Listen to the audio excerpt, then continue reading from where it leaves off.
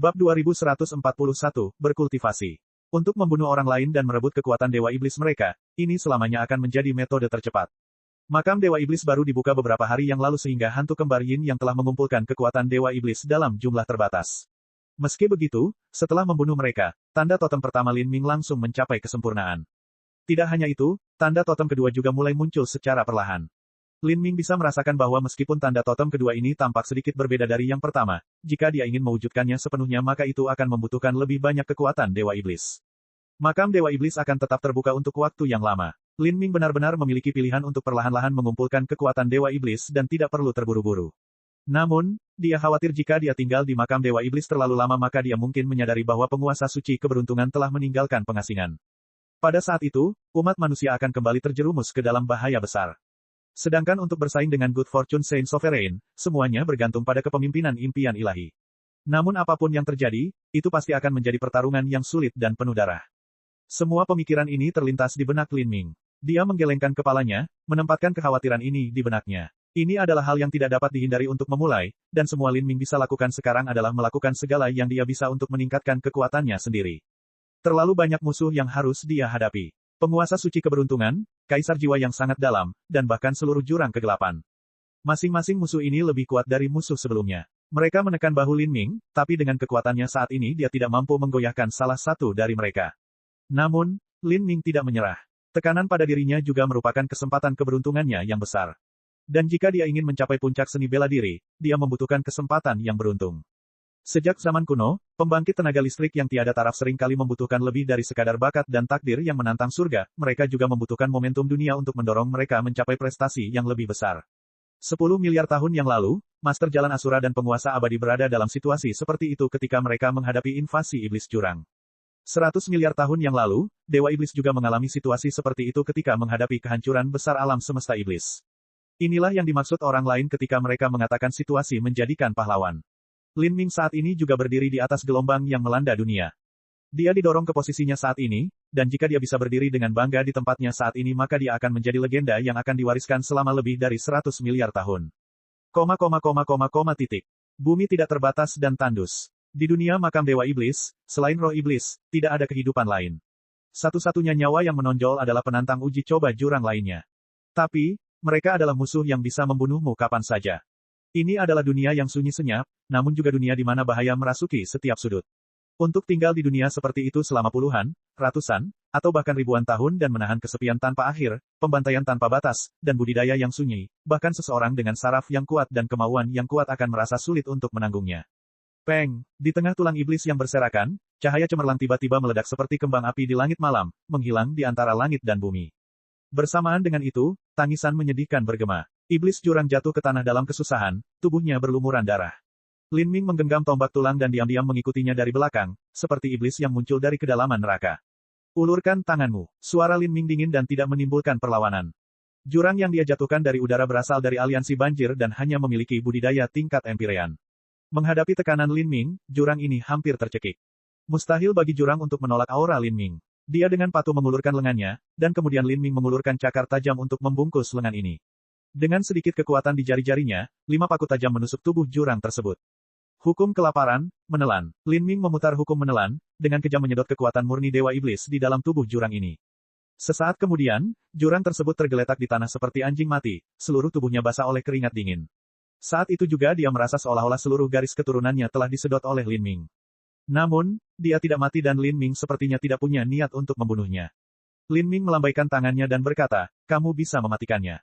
Mendengar kata-kata tersebut, jurang tersebut menjadi linglung, tidak percaya bahwa dia bisa selamat dari ini. "Apakah kamu tidak pergi?" Cahaya dingin melintas di mata Lin Ming dan jurang maut dengan cepat pergi. Lin Ming menarik napas dalam-dalam, menarik setiap gumpalan kekuatan Dewa Iblis ke dalam tubuhnya sehingga dia tidak menyia-nyiakan sedikitpun. Dia membuka matanya, perlahan-lahan berbalik ke suatu posisi di suatu tempat dalam kehampaan dan dengan samar berkata, "Karena kamu sudah datang, sebaiknya kamu keluar." Dari kehampaan yang sunyi, tawa nyaring tiba-tiba bergema. Hahaha, indera tetua ke-9 benar-benar tajam. Dengan suara ini, sebuah tangan tiba-tiba muncul dan membuka penghalang formasi susunan yang tersembunyi. Sebuah jurang keluar, ini adalah Deep Child. Setelah berada di makam Dewa Setan untuk waktu yang lama, ini adalah pertama kalinya Lin Ming bertemu Deep Child. Lin Ming tidak tahu berapa banyak kekuatan Dewa Iblis yang diserap anak iblis. Menghadapi Deep Child, Lin Ming sangat mewaspadainya. Dia bisa merasakan bahwa Deep Child ini seperti binatang buas yang dingin dan kejam, menyembunyikan taringnya sampai saatnya tiba untuk memperlihatkannya. Menariknya, kamu benar-benar melepaskan jurang maut aliansi banjir itu. Deep Child berkata, matanya bersinar penuh perhatian saat dia menatap jurang yang melarikan diri dari aliansi banjir. Tapi, kamu tidak seharusnya menjadi orang bodoh yang baik hati. Saat Deep Child berbicara dia melihat ke arah Lin Ming. Lin Ming tidak menjawab, malah balas menatap Deep Child dan dengan dingin bertanya, apa yang kamu cari dariku?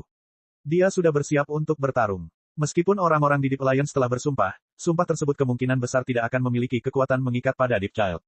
Deep Child terkekeh. Ini hanyalah pertemuan kebetulan. Karena kamu tidak ingin berbicara banyak denganku, maka, mari kita bertemu sekali lagi di bagian terdalam makam Dewa Iblis. Saat Deep Child mengatakan ini, dia berbalik dan pergi. Dari awal sampai akhir dia tidak pernah menyerang Lin Ming dan bahkan tidak mengungkapkan sedikit pun niat membunuh. Lin Ming mengerutkan kening dan menyaksikan Deep Child perlahan menghilang dari pandangan. Dia tidak tahu trik apa yang Deep Child mainkan. Deep Child jelas memiliki kekuatan yang luar biasa namun dia menahan diri selama ini. Deep Child tidak mencoba mengambil buku upacara-upacaranya dan dia juga tidak mencari putra mahkota banjir besar untuk pertarungan terakhir. Dalam beberapa bulan terakhir ini, Deep Alliance dan Float Alliance telah berkali-kali terlibat konflik, namun belum ada pertempuran besar yang menimbulkan kerugian besar. Lin Ming menggelengkan kepalanya, tidak lagi memikirkannya. Waktunya di makam Dewa Iblis sangatlah berharga, dia perlu memanfaatkan setiap momen yang dia bisa untuk meningkatkan kekuatannya. Adapun jebakan atau rahasia apapun yang ada di makam Dewa Iblis, atau rencana apapun yang direncanakan Deep Child untuk melawannya, hanya ketika dia memiliki kekuatan yang cukup dia dapat menangani hal-hal ini. Sosok Lin Ming berkedip dan dia terbang. Dia mencari target berikutnya, apakah itu roh iblis atau mangsa yang lebih besar. Ini sudah bulan ke-10 Lin Ming di makam Dewa Setan. Makam Dewa Setan sangat luas. Dalam 10 bulan ini, Lin Ming bepergian, menghabiskan sebagian besar waktunya dalam budidaya yang tenang. Pembantaian dan budidaya, ini adalah keseluruhan dari makam Dewa Setan. Lin Ming tidak ingin melibatkan dirinya dalam perang besar antara aliansi banjir dan aliansi dalam. Tapi, selama dia bertemu seseorang dari aliansi banjir dia akan menyerang mereka tanpa ragu-ragu. Mereka adalah mangsanya. Perjalanan ke makam Dewa Iblis ini awalnya dimaksudkan sebagai pesta pembantaian besar-besaran. Sejak Lin Ming bergabung, dia secara alami akan menggunakan aturan ini. Adapun hal-hal seperti belas kasihan atau moralitas, membicarakan hal-hal seperti itu sekarang adalah kebodohan. Selama 10 bulan ini, nama Lin Ming juga menyebar. Tidak ada lagi jurang maut yang cukup bodoh untuk menganggap Lin Ming hanya sebagai jurang maut Empyrean atas. Karena tidak ada yang tahu nama asli Lin Ming dan hanya tahu tentang dia sebagai Elder ke-9, perlahan-lahan, jurang aliansi banjir memberi Lin Ming nama baru, Demon Perang ke-9. Saat ini, khususnya jurang tingkat Empyrean dari aliansi banjir, mereka semua menggigil saat mendengar nama Iblis Perang ke-9. Tapi tidak peduli betapa terkenalnya eksploitasi Lin Ming, dia tidak membunuh setiap jurang aliansi banjir yang dia lihat.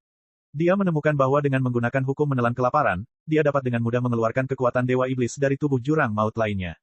Jadi, selama beberapa jurang maut bersedia menawarinya kekuatan Dewa Iblis, dia sebagian besar akan membiarkan mereka hidup. Ini bukan tindakan belas kasihan, tapi karena Lin Ming punya rencananya sendiri.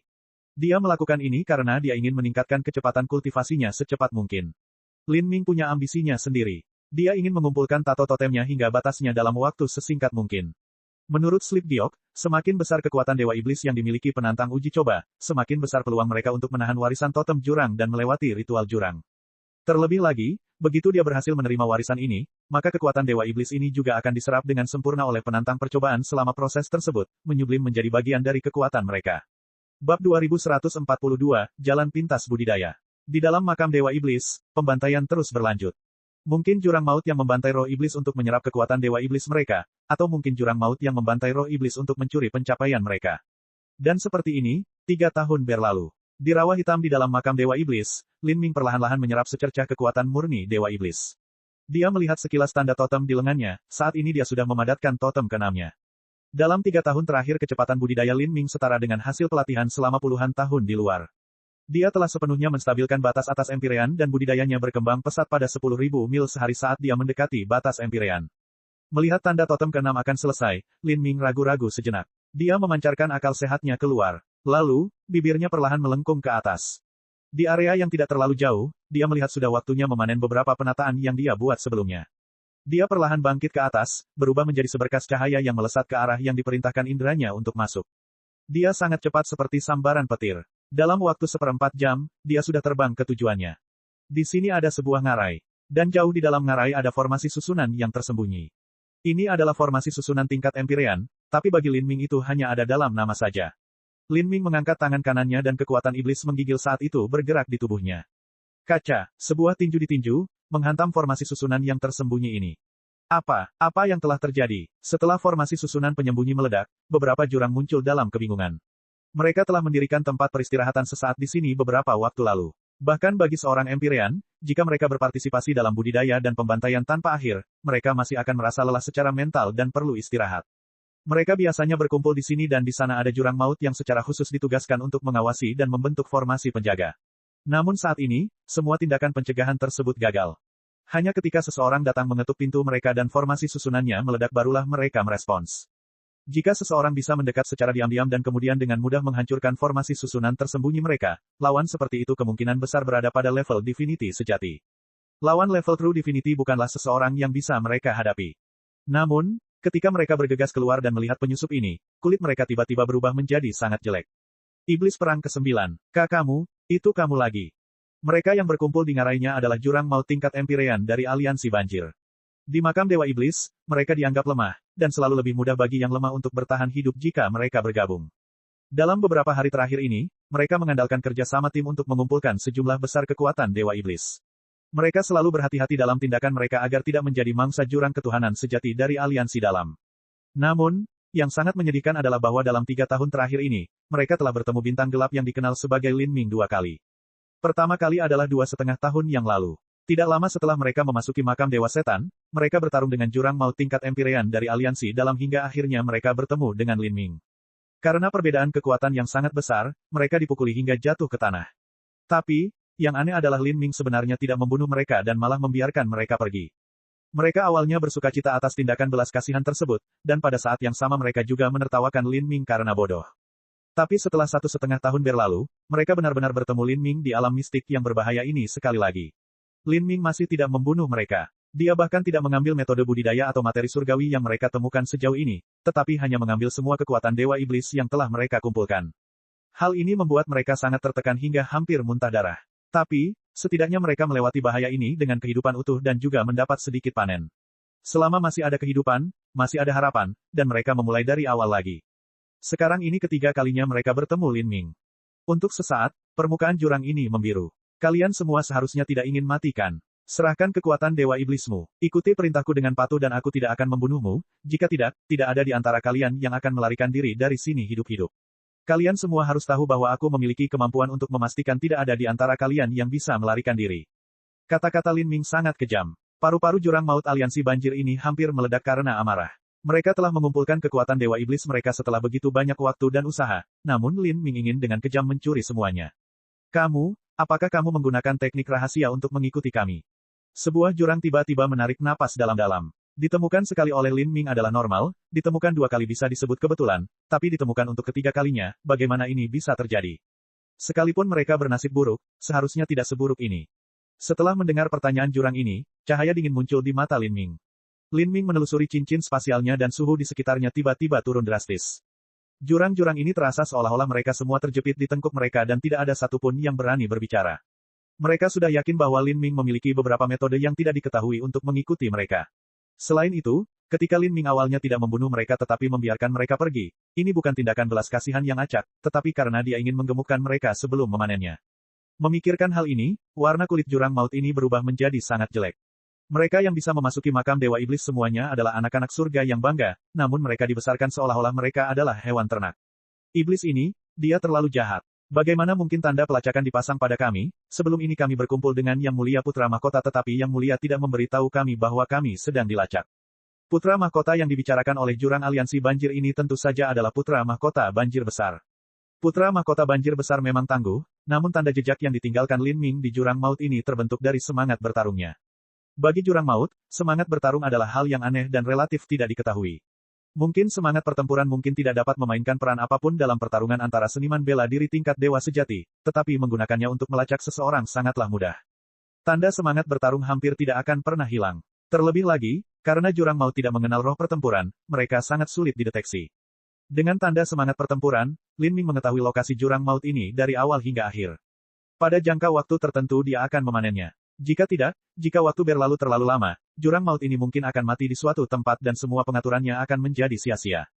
Serahkan kekuatan Dewa Iblismu atau mati. Lin Ming berkata dengan dingin dan tegas. Pada saat yang sama, medan kekuatan nenek moyangnya menyebar dan menutupi ngarai ini. Hanya dengan sedikit niat membunuh, 8 jurang maut tingkat Empyrean ini tidak akan pernah meninggalkan tempat ini hidup-hidup. Ayo kita serang bersama. Saya tidak percaya bahwa dengan begitu banyak dari kita yang bekerja bersama, kita tidak dapat menangani satu pun. Kata jurang yang marah, tidak percaya dengan situasi ini. Metode Lin Ming telah menyentuh intinya. Abyssal dilahirkan dengan kekerasan dan haus darah di tulang mereka. Dalam hidup mereka, mereka hanya menindas orang lain, kapan mereka diintimidasi seperti ini. Saat jurang ini selesai berteriak, sebelum suaranya jatuh, cahaya tombak yang menyilaukan melintas melalui kehampaan dan menyebabkan ledakan raksasa yang menerangi dunia. Jurang ini menjerit dengan sedih dan terlempar ke belakang. Dia menabrak bebatuan gunung, tubuhnya yang besar menyebabkan sebagian besar dinding gunung sekeras besi ilahi runtuh. Bang! Batu-batu itu pecah. Jurang ini berlumuran darah dan lubang berdarah seukuran lengan bayi menembus dadanya. Dia belum mati, tapi di makam Dewa Iblis, luka yang begitu parah berarti bahkan jika dia tidak mati sekarang, hari-harinya di masa depan akan menjadi perjuangan yang berat. Warna kulit jurang lainnya berubah. Mendengar rumor adalah satu hal, tetapi melihat berarti mempercayai. Jurang Empyrean atas telah dengan mudah dan langsung ditebang oleh Lin Ming, dan sekarang mereka dipenuhi rasa takut terhadap kekuatan Lin Ming. Karena apa yang mereka lihat, semua jurang maut ini dengan patuh menyerahkan kekuatan Dewa Iblis mereka. Lin Ming menggunakan hukum menelan untuk menyerap semua kekuatan ini. Dalam waktu singkat dupa, tanda totem ke-6 terbentuk sempurna. Semuanya terhubung. Bagi Lin Ming saat ini, apakah itu kekuatan keilahian, kekuatan iblis atau apapun, dia bisa mengubahnya menjadi bagian dari kekuatannya, dia sudah bisa merasakan bahwa dia membuat langkah besar menuju batas-batas seorang Empyrean. Setelah menyerap kekuatan Dewa Iblis dari semua jurang ini, pikiran Lin Ming bergerak. Kekuatan Magic Cube menyebar dari dunia batinnya, membentuk pusaran raksasa yang menutupi area sekitarnya. Jurang-jurang ini dilanda kepanikan. Mereka berpikir bahwa Lin Ming telah berbohong kepada mereka dan hendak membunuh mereka, tetapi pada saat berikutnya, mereka kehilangan akal dalam lubang hitam spiritual yang diciptakan oleh Magic Cube. Semua jurang runtuh, satu demi satu. Melihat jurang maut yang pingsan ini, Lin Ming tanpa tergesa-gesa menggunakan kubus ajaib untuk menghilangkan semua kenangan akan kekuatan Dewa Iblis mereka yang diambil hari ini. Dia menggunakan kemampuan ilusi kubus ajaib untuk menciptakan kenangan yang benar-benar baru bagi jurang maut ini guna menjelaskan mengapa kekuatan Dewa Iblis mereka telah lenyap. Seperti ini, meskipun mereka akan jatuh dalam keputusasaan yang ekstrim, mereka masih rajin mengumpulkan kekuatan Dewa Iblis untuk mendukung upaya budidaya Lin Ming di masa depan. Jika tidak, siapapun yang mengetahui bahwa mereka sedang dilacak oleh orang lain dan bahkan dibesarkan seperti hewan ternak akan mengembangkan pemikiran perlawanan. Saat ini, hanya orang idiot yang terus mengumpulkan kekuatan Dewa Iblis hanya untuk memberikannya kepada orang lain. Bahkan orang normal pun tidak akan melakukan ini, mereka lebih memilih tidak berkultivasi daripada memberi manfaat kepada orang lain dengan sia-sia. Namun jika mereka melupakan semua ini maka semua itu tidak akan menjadi masalah. Ini juga berarti Lin Ming bisa menggunakan gerakan ini beberapa kali. Dapat dikatakan bahwa dengan tanda pelacakan semangat pertempuran dan Magic Cube, Lin Ming telah menemukan jalan pintas budidaya di makam Dewa Setan. Bab 2143, Fenomena Dunia. Setelah menjarah pasukan jurang maut dari aliansi banjir, Lin Ming melanjutkan pola yang ditetapkan ini. Selama setengah tahun dia terus menyerang berulang kali, dengan ceroboh mencuri kekuatan Dewa Iblis dari jurang maut saat dia melakukan pertanian skala besar ini. Dan setelah setiap panen, Lin Ming menghapus kenangan akan jurang maut ini. Tidak pernah ada momen di mana dia takut akan ditemukan oleh orang lain. Belum lagi jurang maut dari aliansi banjir belum tentu menyadari apa yang terjadi pada mereka, bahkan jika mereka menyadarinya, mereka tidak akan bisa melakukan apapun padanya. Di makam Dewa Setan ini, kekuatan Lin Ming sudah berada di tingkat tertinggi. Selain putra mahkota banjir besar dan Deep Child yang misterius, Lin Ming yakin bahwa tidak akan ada orang lain yang menjadi tandingannya. Seperti ini, kekuatan Dewa Iblis di tubuhnya meningkat pesat dalam waktu singkat. Kekuatan ini sangat murni, mampu menyatu sempurna dengan meridian dan tubuh Lin Ming tanpa menimbulkan satu masalah pun dari berbagai jenis energi yang bercampur menjadi satu. Waktu berlalu, memasuki tahun kelima makam Dewa Setan, Lin Ming telah membentuk 12 tanda totem di tangannya. Lin Ming tidak tahu berapa batas tanda totemnya, tapi dia tahu bahwa menurut slip giok makam Dewa Iblis, beberapa elit jurang biasa akan memiliki batas tanda totem sekitar selusin, dan beberapa akan memilikinya, bahkan lebih sedikit lagi. Lin Ming hanya menggunakan 5 tahun untuk mencapai titik ini. Jika hal ini diketahui oleh jurang maut lainnya, mereka akan benar-benar tercengang. Lin Ming menatap lengannya. Tanda totem ke-13 jelas masih dalam kondisi dasar. Dia berencana untuk mewujudkan tanda totem ini sepenuhnya dalam 10 bulan ke depan.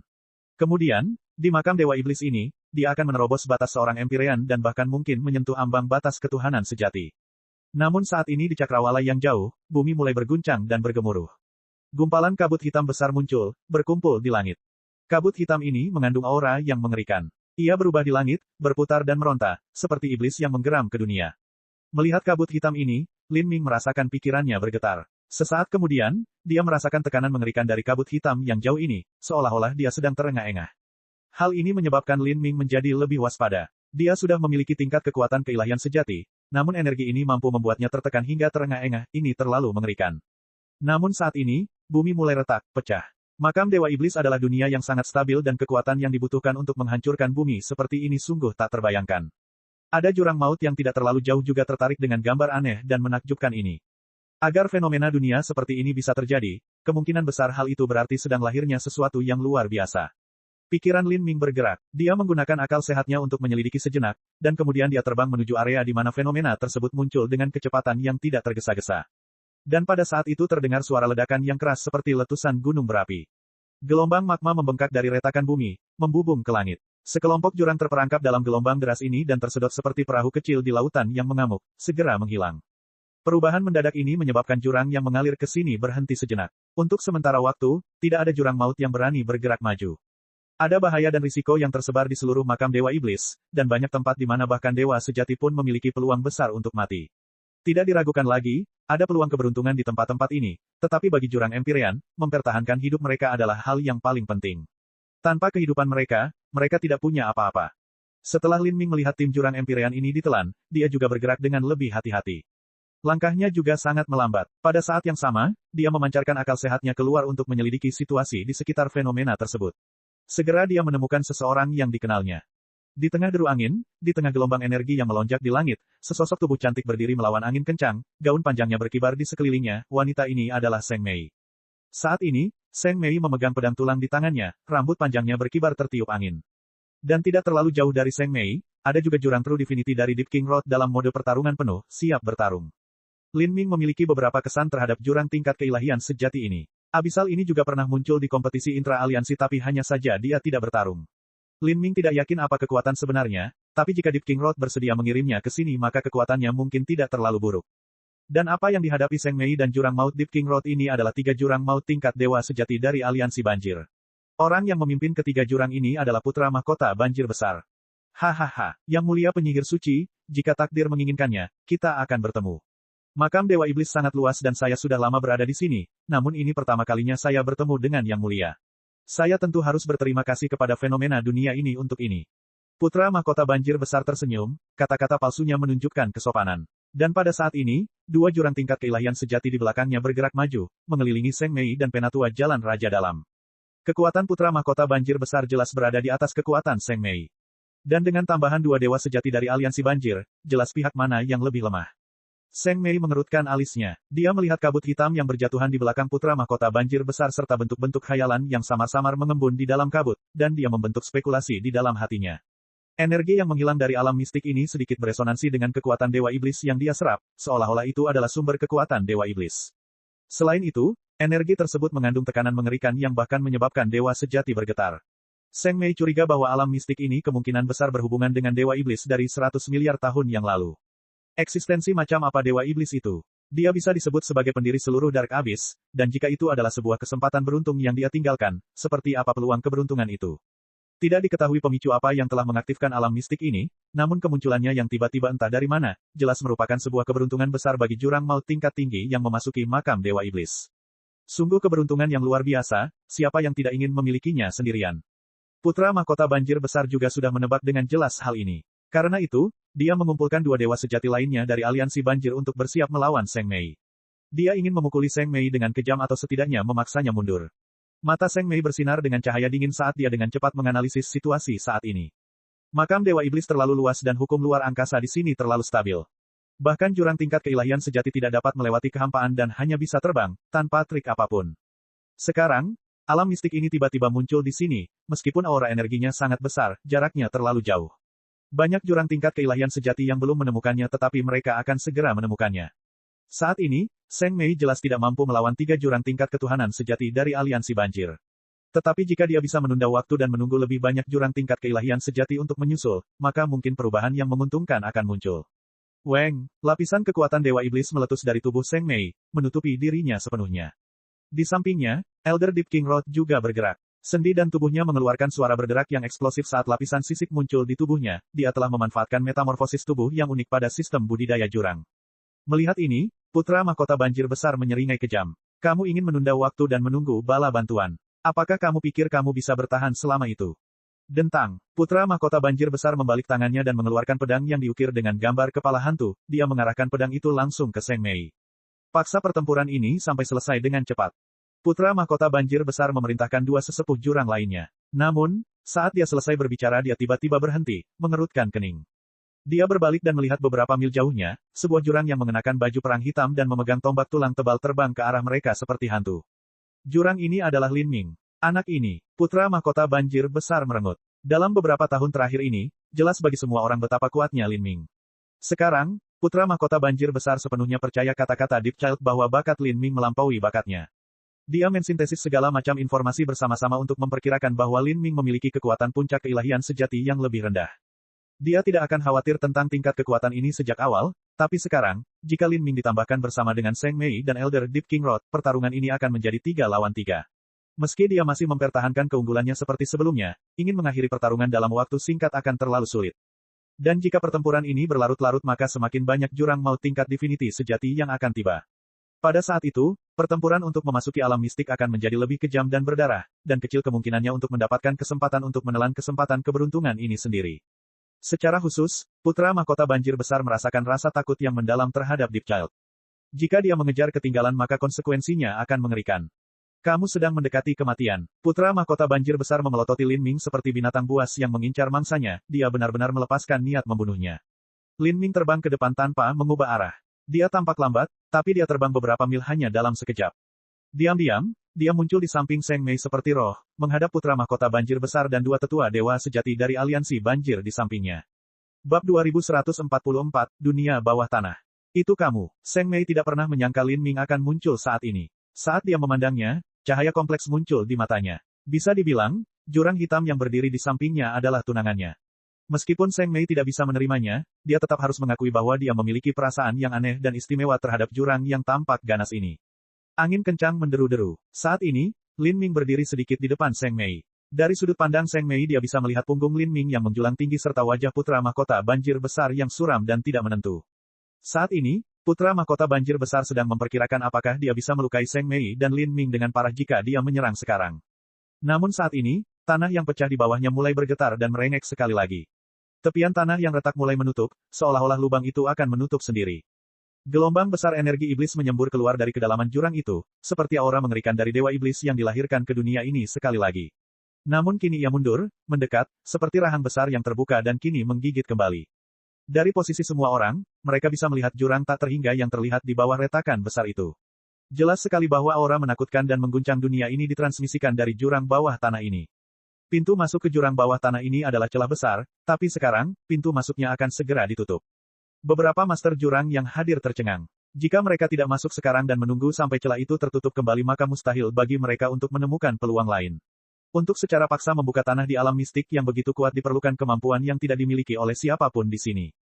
Turun. Perintah putra mahkota banjir besar setelah melihat alam mistik akan tertutup dalam selusin waktu. Pada saat ini, dia dan yang lainnya tidak lagi peduli dengan Lin Ming. Kami juga berangkat. Seng Mei berteriak. Tanpa ragu, tubuhnya jatuh ke bawah seperti anak panah.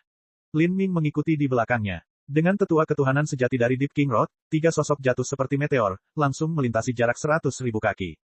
Selama penerbangan cepat ini, putra mahkota banjir besar memandang Lin Ming dan yang lainnya. Setelah berpikir sejenak dia memutuskan untuk tidak menyerang. Retakannya terlalu besar, mustahil baginya untuk menghentikan mereka masuk. Bahkan jika dia berhasil memaksa Seng Mei dan yang lainnya mundur, mereka pada akhirnya akan masuk dari arah lain. Jika mereka terlibat dalam suatu huru-hara, maka jika segalanya tidak berjalan baik bahkan dia tidak akan bisa masuk. Sebaliknya, jika mereka memasuki ruang bawah tanah ini bersama-sama maka dia bisa mengandalkan kekuatan absolutnya untuk mengendalikan inisiatif absolut. Astaga, setelah Lin Ming dan Seng Mei terbang, para empirean jurang lainnya yang tidak takut mati mengikuti mereka. Meskipun mereka menyadari betapa berbahayanya alam mistik ini, dengan peluang keberuntungan di hadapan mereka, selalu ada peluang bagi mereka untuk melompat ke surga dalam satu lompatan. Dalam menghadapi peluang seperti itu, akan selalu ada orang-orang yang putus asa yang rela mempertaruhkan nyawa mereka sendiri. Sosok-sosok jurang maut yang tak terhitung jumlahnya tenggelam ke dalam jurang tak berujung itu. Dari kiri dan kanan, dinding batu tak berujung perlahan masuk. Tidak diketahui seberapa dalam dinding batu ini memanjang. Jika mereka tidak berhasil memasuki alam mistik sebelum dinding batu ini tertutup dan terdorong di antara mereka maka itu akan menjadi nasib yang menyedihkan.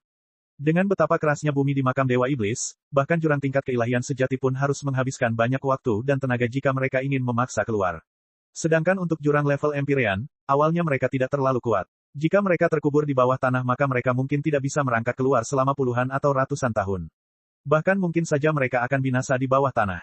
Jurang ketuhanan sejati dan mereka yang memiliki kekuatan serupa seperti Lin Ming dan Zheng Mei tenang. Tapi, jurang tingkat Empyrean semuanya memiliki dahi yang basah oleh keringat dingin.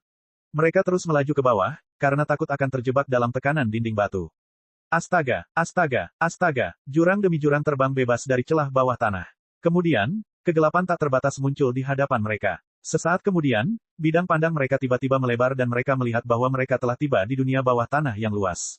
Gemuruh gemuruh gemuruh. Di atas kepala mereka bumi mulai menutup, pintu masuk telah diblokir. Selama penerbangan tergesa-gesa mereka saat itu, setelah perkiraan singkat, semua orang menyadari bahwa tempat ini setidaknya berada 1000 mil di bawah tanah. Tiba-tiba tersegel di alam mistik lebih dari 1000 mil di bawah tanah, banyak jurang Empyrean merasakan jantung mereka berdebar kencang. Alam mistis seperti itu, seharusnya tidak bisa dihindari bukan? Jika itu terjadi maka itu sungguh tragis. Lin Ming memandang dunia bawah tanah ini. Dia tidak bisa melihat di mana ujungnya dan tempat itu juga tidak gelap gulita, sebaliknya, ada percikan cahaya berkilauan yang meluap dari bebatuan di bawah, agak redup. Tapi keilahian sejati masih bisa menggunakan akal sehatnya untuk memahami lingkungan sekitarnya di dunia yang benar-benar gelap gulita. Terlebih lagi, di sini sudah terang, jadi bagi mereka tidak ada bedanya dengan siang hari. Di bawah tanah, stalagmit berbatu berserakan di lantai. Dan di antara banyak puncak batu raksasa ini terdapat sebuah danau yang sangat mencolok mata. Danau ini berwarna abu-abu tua. Diameternya sekitar 100 mil dan mencakup area yang luas. Permukaan danau ini tidak tenang. Gelembung seukuran kepalan tangan naik dan pecah ke udara, seolah-olah ini adalah genangan air panas yang deras dan membara. Saat Lin Ming melihat danau ini, jantungnya berdetak kencang. Dia samar-samar bisa merasakan esensi kekuatan Dewa Iblis yang tak habis-habisnya terkondensasi di danau ini, seolah-olah semua energi besar yang keluar dari sebelumnya berasal darinya. Mengingat cairan seperti magma yang keluar dari bumi yang pecah, Lin Ming menduga bahwa ini adalah air dari danau abu-abu ini. Karena air danau telah dirangsang untuk beberapa alasan yang tidak diketahui, air itu telah menembus batu sepanjang ribuan mil dan membentuk gelombang energi iblis. Ini mirip dengan letusan gunung berapi di dunia fana. Tapi, seberapa besar kekuatan yang diperlukan untuk menembus ribuan mil tanah berbatu makam Dewa Iblis? Alam mistik ini seharusnya berhubungan dengan Dewa Iblis dari 100 miliar tahun yang lalu. Suara Zheng Mei tiba-tiba bergema di telinga Lin Ming. Lin Ming terkejut. Dia memandang Zheng Mei. Zheng Mei terus berbicara melalui transmisi suara. Saya tidak terlalu yakin secara spesifik. Mari kita turun dulu. Baiklah, Zheng Mei, Lin Ming, dan Dewa Sejati dari Deep King Road semuanya terbang menuju danau. Dan di belakang mereka, beberapa jurang tingkat Empyrean dari Deep Alliance mengikuti dari kejauhan. Pada saat inilah keuntungan berada dalam aliansi muncul. Jika mereka datang ke sini sendirian maka jurang maut tingkat Empyrean ini pasti akan tertelan dalam pertempuran tanpa ada sedikit pun yang tersisa. Tapi sekarang, mereka menemukan peluang kecil untuk bertahan hidup. Semakin mereka mendekati danau, semakin Lin Ming merasa bahwa setiap tetes air danau ini mengandung esensi kekuatan Dewa Iblis seluas dan tak tertahankan seperti lautan. Garis-garis aneh menyebar ke seluruh permukaan danau, berdetak seirama dengan hukum jurang terdalam dan membentuk medan gaya absolut yang terkunci di belahan dunia ini. 1000 kaki jauhnya, semua orang bisa merasakan tekanan yang luar biasa ini. Kecepatan terbang semua orang tiba-tiba melambat. Lin Ming mengalihkan pandangannya keluar. Dia bisa melihat sejumlah besar pecahan tulang berserakan di sekitar danau. Tulang-tulang ini telah ada di sini selama bertahun-tahun dan sudah memutih. Namun, yang aneh adalah di antara pecahan tulang yang berserakan tersebut juga terdapat beberapa mayat utuh. Mayat-mayat ini belum berubah menjadi tulang yang terfragmentasi, tetapi dagingnya masih layu. Hal ini membuat Lin Ming terkejut. Dia tidak tahu sudah berapa lama mayat-mayat ini berada di sini. Jika ini adalah penantang uji coba dari masa lalu, maka hal ini dapat dimengerti. Tapi, jika tulang-tulang ini berasal dari zaman kuno maka itu sungguh mengejutkan. Sulit membayangkan bagaimana mereka berhasil menahan kekuatan korosif yang menyelimuti dunia ini. Lin Ming tidak terlalu memikirkan hal ini, karena saat ini, dia bisa melihat sekelompok jurang berlari ke arahnya. Orang yang berada di ujung jurang ini adalah putra mahkota banjir besar. Dan selain banjir besar, putra mahkota terdapat 2 jurang tingkat keilahian sejati dari aliansi banjir serta sekitar 10 jurang Empyrean. Ini setara dengan kekuatan total aliansi banjir di dunia bawah tanah ini. Di sekitar Lin Ming, warna kulit jurang menjadi jelek. Aliansi banjir memiliki putra mahkota banjir besar yang memegang kendali, namun mereka hanya memiliki Zheng Mei, Lin Ming, serta seorang tetua dari Jalan Raja dalam bernama Deep Echo. Dalam hal master, mereka jelas berada di level yang lebih rendah.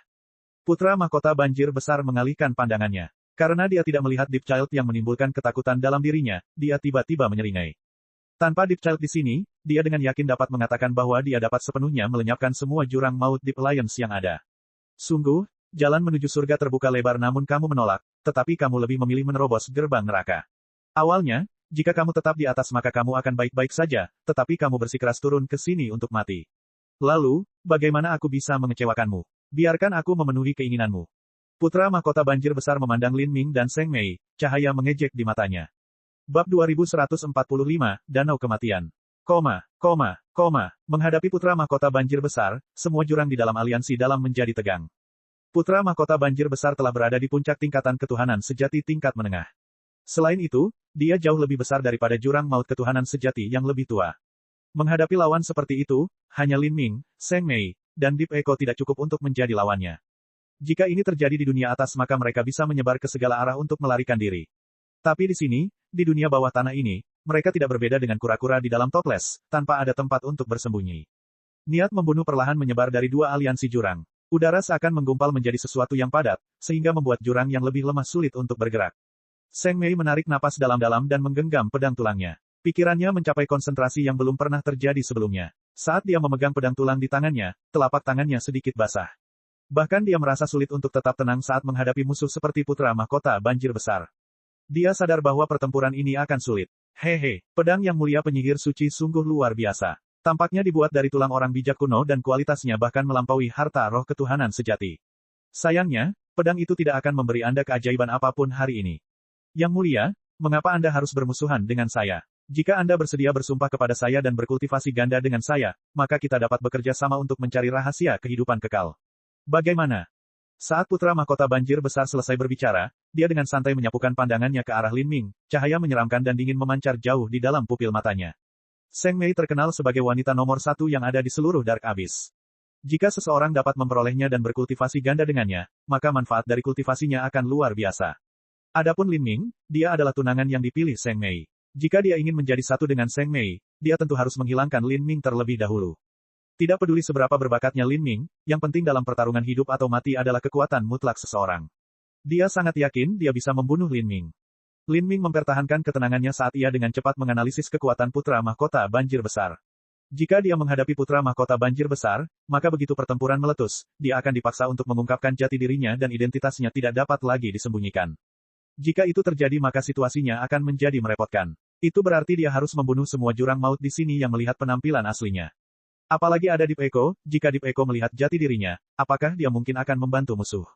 Kamu, ikuti aku dari dekat setelah pertempuran meletus. Di saat-saat terakhir aku akan menggunakan teknik rahasia dan kamu harus melindungiku.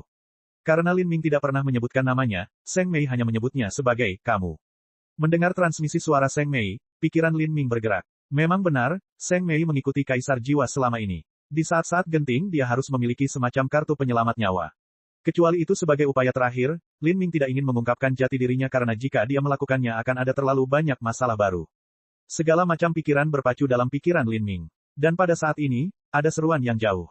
Semua orang terkejut. Mereka berbalik ke arah suara dan apa yang mereka lihat membuat kulit kepala mereka kesemutan. Dalam beberapa saat sebelum sekarang, dua orang empir yang bukan anggota aliansi dalam atau aliansi banjir ingin memanfaatkan waktu mereka bertunangan satu sama lain untuk menjadi orang pertama yang menyelidiki danau. Mereka ingin diam-diam mencari harta karun serta menghindari pembantaian antara kedua belah pihak. Namun ketika mereka melangkah ke tepi danau, tanah rawa yang tampak biasa saja, salah satu jurang Empyrean menginjak sesuatu dan kabut hitam muncul yang menyelimuti dirinya. Hanya dalam waktu singkat, saat jurang ini bergetar hebat, sisik-sisik di tubuh aslinya yang ganas mulai berjatuhan dan tubuhnya yang menjulang tinggi dan kuat mulai larut menjadi air berdarah yang terciprat ke tanah. Jurang Empyrean mencair, yang tersisa hanyalah kepala yang menatap dengan mata terbelalak ke langit, dipenuhi kepanikan. Namun tak lama kemudian kepala ini juga lenyap. Hingga saat dia meninggal, jurang ini tidak mengeluarkan satu suara pun, hanya temannya yang berteriak. Jurang-jurang tingkat Empyrean telah mati dengan cara yang tidak bisa dijelaskan, meleleh begitu saja. Ini pemandangan yang terlalu mengerikan. Ini, jurang tingkat Empyrean yang masih hidup bergumam dengan wajah seputih kertas. Dia bahkan tidak berani menarik napas dalam-dalam. Perlahan-lahan, dia dengan hati-hati melangkah mundur, ingin mundur dari tanah rawa mematikan yang seolah-olah berasal dari neraka. Bagaimanapun, Empyrean ini telah selamat dari banyak situasi hidup atau mati pada masanya. Dia sangat sadar bahwa jika dia tidak menjaga ketenangannya tetapi malah berbalik untuk lari, maka kematiannya mungkin akan terjadi lebih cepat. Satu langkah kecil lagi, saat dia hendak meninggalkan tepi tanah rawa, kakinya seperti masuk ke dalam lubang dan dia terjatuh ke belakang. Dengan teriakan ketakutan, sepertinya ada sesuatu yang mencengkeram pergelangan kakinya dari bawah dan dengan kejam menariknya ke bawah. Ah! Jurang tingkat Empyrean ini mengeluarkan teriakan yang menyedihkan. Namun tak lama kemudian tubuhnya tenggelam ke dalam rawa, dan hanya dalam beberapa saat teriakan ngerinya pun ikut tenggelam. Setelah beberapa waktu, tulang mulai melayang perlahan.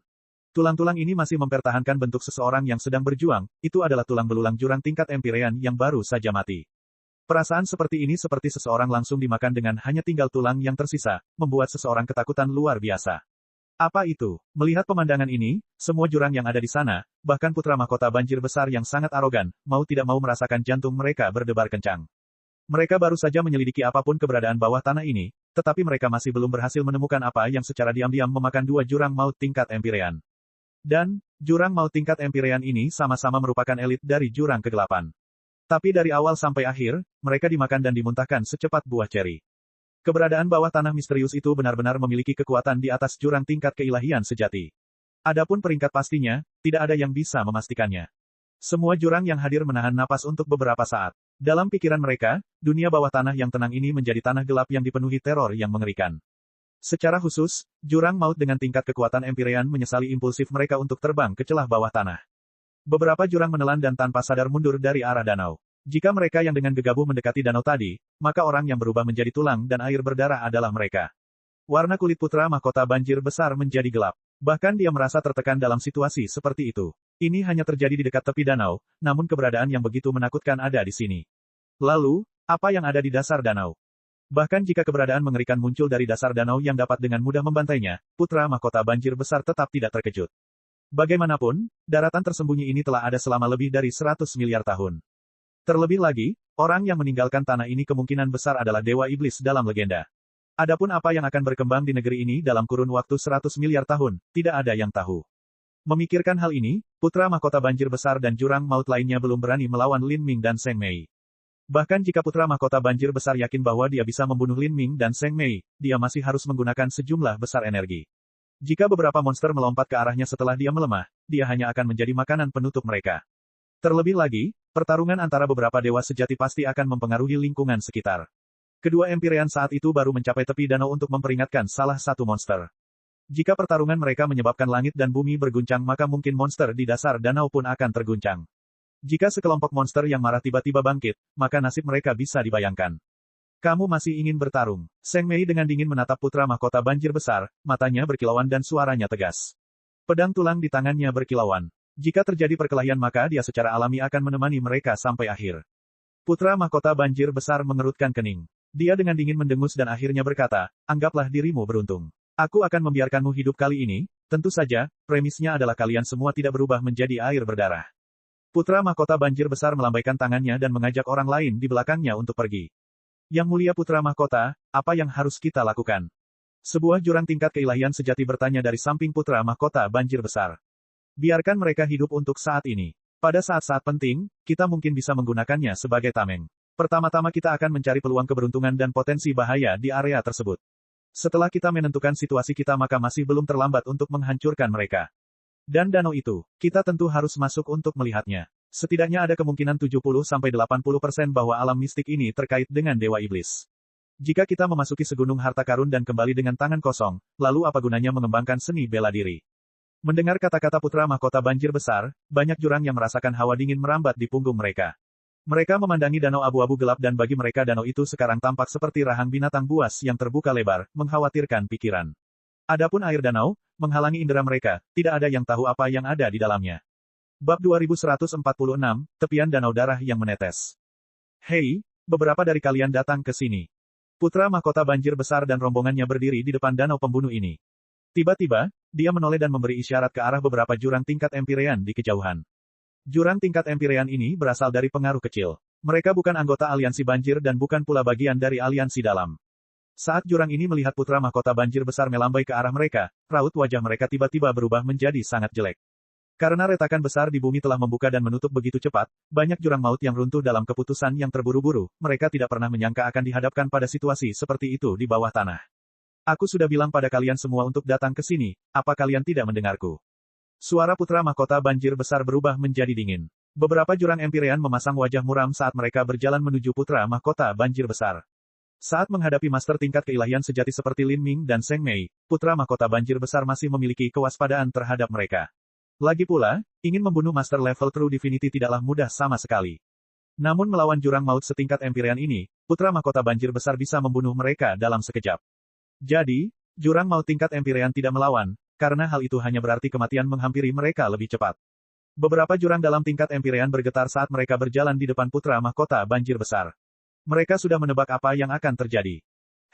Ekspresi seperti apa yang kalian semua miliki? Aku hanya ingin bekerja sama denganmu, kata putra mahkota banjir besar sambil tersenyum. Ayo, kita akan maju bersama. Jika kami menemukan sesuatu yang baik maka kami akan membaginya sesuai jumlah orang, ini adalah kondisi yang benar-benar adil. Bagaimana mungkin jurang Empyrean ini mempercayai kata-kata seperti itu? Salah satu jurang tertawa terbahak-bahak dan berkata, putra mahkota, yang mulia, mohon jangan bercanda dengan kami. Bagaimana kami berani berjuang bersama Anda untuk mendapatkan peluang keberuntungan? Danau ini kemungkinan besar merupakan tanah rahasia peninggalan zaman purba 100 miliar tahun lalu. Dengan harta karun mistis seperti itu, bagaimana mungkin orang seperti kita bisa beruntung menikmatinya? Hanya seseorang yang sehebat dan seberuntung yang mulia yang mungkin layak mendapatkan hal seperti itu. Bagi kami hanya bergegas ke sini pada saat-saat pusing. Kami akan segera menghilang dari pandanganmu, kata jurang yang pandai, sambil membungkuk sambil mundur. Warna kulit putra mahkota banjir besar menjadi dingin dan niat membunuh muncul di matanya.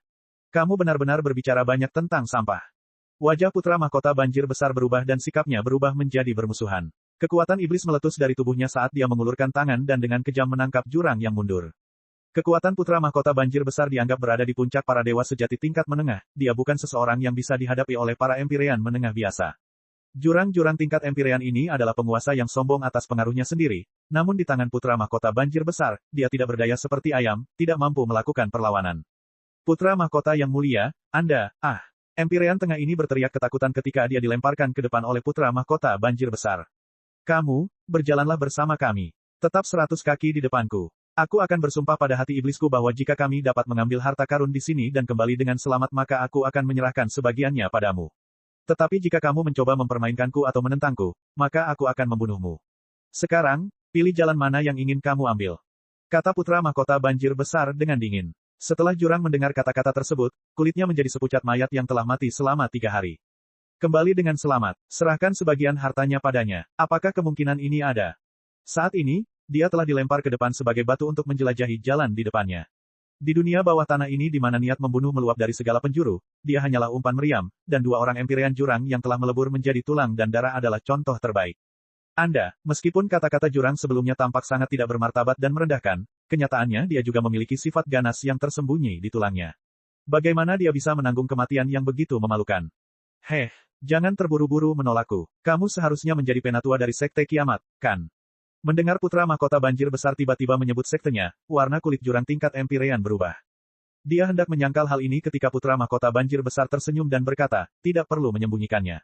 Saat aku menangkapmu barusan, aku menyelidiki metode kultivasimu dan memperhatikan bahwa kamu mengembangkan seni iblis apokaliptik dari Sekte Kiamat. Klan Anda juga ada di Sekte Kiamat. Jika kamu dengan patuh mendengarkanku hari ini, bahkan jika kamu mati, ketika aku berhasil keluar dari sini suatu hari nanti aku pasti akan memberikan kompensasi kepada Sekte Kiamatmu. Tetapi jika kamu tidak menaatiku, aku akan memusnahkan Sekte Kiamatmu. Kata-kata putra mahkota banjir besar sangat mendominasi. Tetua Empyrean dari Sekte Kiamat sangat marah sehingga dia gemetar karena marah. Aku akan memberimu satu kesempatan terakhir. Saya tidak hanya dapat menghancurkan Sekte Kiamat Anda, tetapi saya juga dapat membuat Anda menderita rasa sakit yang lebih buruk daripada kematian. Bahkan jika kamu tidak tunduk padaku, aku masih punya cara untuk menggantikanmu dalam menjelajahi jalan di depan, dan hanya saja itu akan sedikit lebih merepotkan bagiku. Suara putra mahkota banjir besar menjadi semakin dingin. Sepertinya dia sudah mencapai akhir kesabarannya. Lin Ming mendengarkan dari belakang, diam-diam heran. Di Dark Abyss, menjadi lebih lemah berarti tertindas secara bebas. Jurang yang telah direbut itu terpaksa berada dalam situasi tak berdaya dan disuruh mencari jalan ke depan.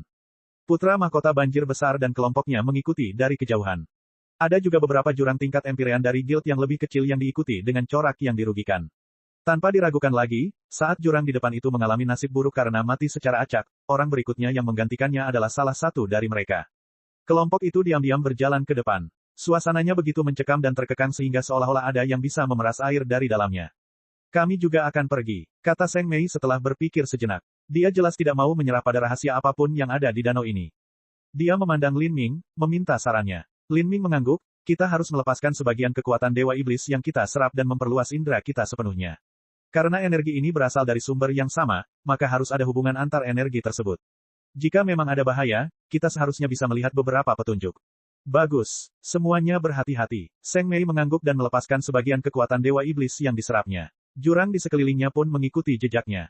Saat ini, kelompok putra mahkota banjir besar kini hanya berjarak 100 kaki dari danau pembunuh itu. Pada jarak ini tekanannya bahkan lebih besar lagi. Terlebih lagi, jurang maut bisa merasakan energi kematian yang kaya, yang setara dengan bau darah, seolah-olah danau yang mereka hadapi adalah kolam darah dari neraka.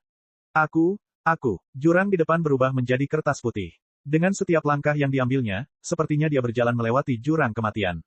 Dahinya sudah berkeringat. Danau pembunuh ini terlalu aneh dan cara seseorang mati terlalu menyedihkan. 90 kaki, 80 kaki, 70 kaki. Mereka mendekat selangkah demi selangkah, masing-masing jurang meningkatkan penjagaannya setinggi mungkin. Hingga 20 kaki, 10 kaki, 3 kaki, jurang yang memimpin jalan itu akan segera menyentuh air danau. Meskipun dia sangat ketakutan hingga kulitnya seperti orang sekarat, dia sangat beruntung dan masih belum mati. Mungkinkah yang disebut danau pembunuh ini sebenarnya hanya berbahaya di bagian tanah rawa itu? Dan di daerah rawa itu ada makhluk mengerikan yang menunggu, tapi daerah lain tidak berbahaya. Pikiran ini terlintas di benak beberapa jurang maut. Mereka bahkan menduga bahwa danau pembunuh ini memiliki binatang iblis penjaga, dan selama mereka menghindarinya, mereka mungkin bisa dengan aman memasuki alam mistik yang ditinggalkan oleh Dewa Iblis. Segera, jurang terdepan mencapai tepi danau pembunuhan. Jurang yang mengikuti di belakang menghentikan langkah mereka. Ini adalah momen krusial, mereka perlu menguji dan menentukan apakah danau ini berbahaya atau tidak. Mungkin air danau ini cukup korosif untuk melelehkan apapun, dan jurang apapun yang masuk ke dalamnya akan berubah menjadi tumpukan tulang. Ulurkan tanganmu dan ujilah. Perintah putra mahkota banjir besar dengan dingin. Abisal terdepan mengatupkan giginya. Kemudian, dia pertama kali menggunakan pedang dan dengan lembut mencelupkannya ke dalam air danau. Selain riak ringan, tidak ada hal lain yang terjadi. Setelah mencabut pedangnya, bilahnya juga muncul tanpa cedera. Abisal merasa sedikit lega melihat ini. Setelah ragu-ragu sejenak, dia mengeluarkan sebuah wadah untuk mengeluarkan sedikit air dari danau dan menganalisa apakah itu berbahaya atau tidak. Tapi saat ini, tangisan menyedihkan terdengar dari belakangnya.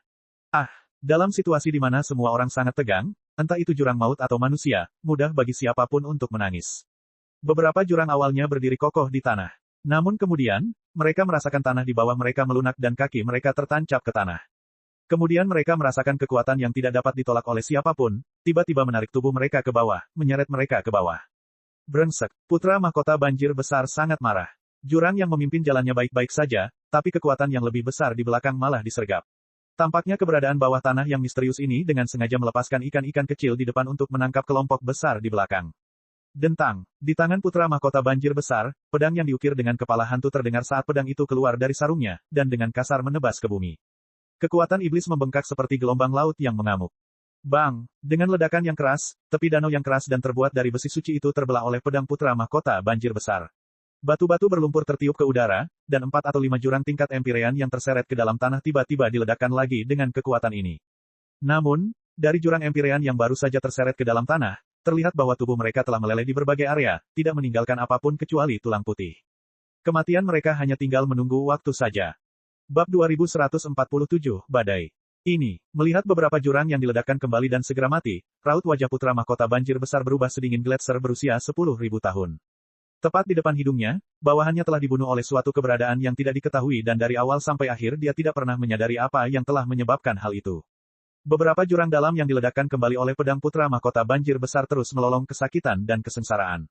Namun, tubuh mereka sepertinya ternoda oleh cairan korosif yang terus meleleh di tubuh mereka. Tak lama kemudian, suara mereka menjadi sunyi senyap. Beberapa jurang telah berubah menjadi tumpukan tulang, dan nanah berdarah yang terbentuk dari tubuh mereka yang terlarut juga tenggelam ke dalam tanah. Lin Ming menyaksikan semua ini dengan cemberut. Dia telah menyebarkan akal sehatnya di bawah tanah, namun dia juga tidak menemukan keberadaan apa yang telah membunuh jurang empirean itu. Aneh sekali, gumam Seng Mei. Untuk sesaat, dia memandangi danau dengan ragu-ragu. Mungkin terburu-buru masuk bukanlah pilihan yang bijaksana. Bahkan jika ada peluang keberuntungan yang mengejutkan dunia, itu mungkin masih merupakan jebakan buntu yang direncanakan dengan matang. Akankah makam Dewa Iblis mempunyai jebakan seperti itu? Apa tujuan orang yang membuat jebakan seperti itu? Seharusnya tidak dengan sengaja membunuh penerus yang datang ke sini, kan?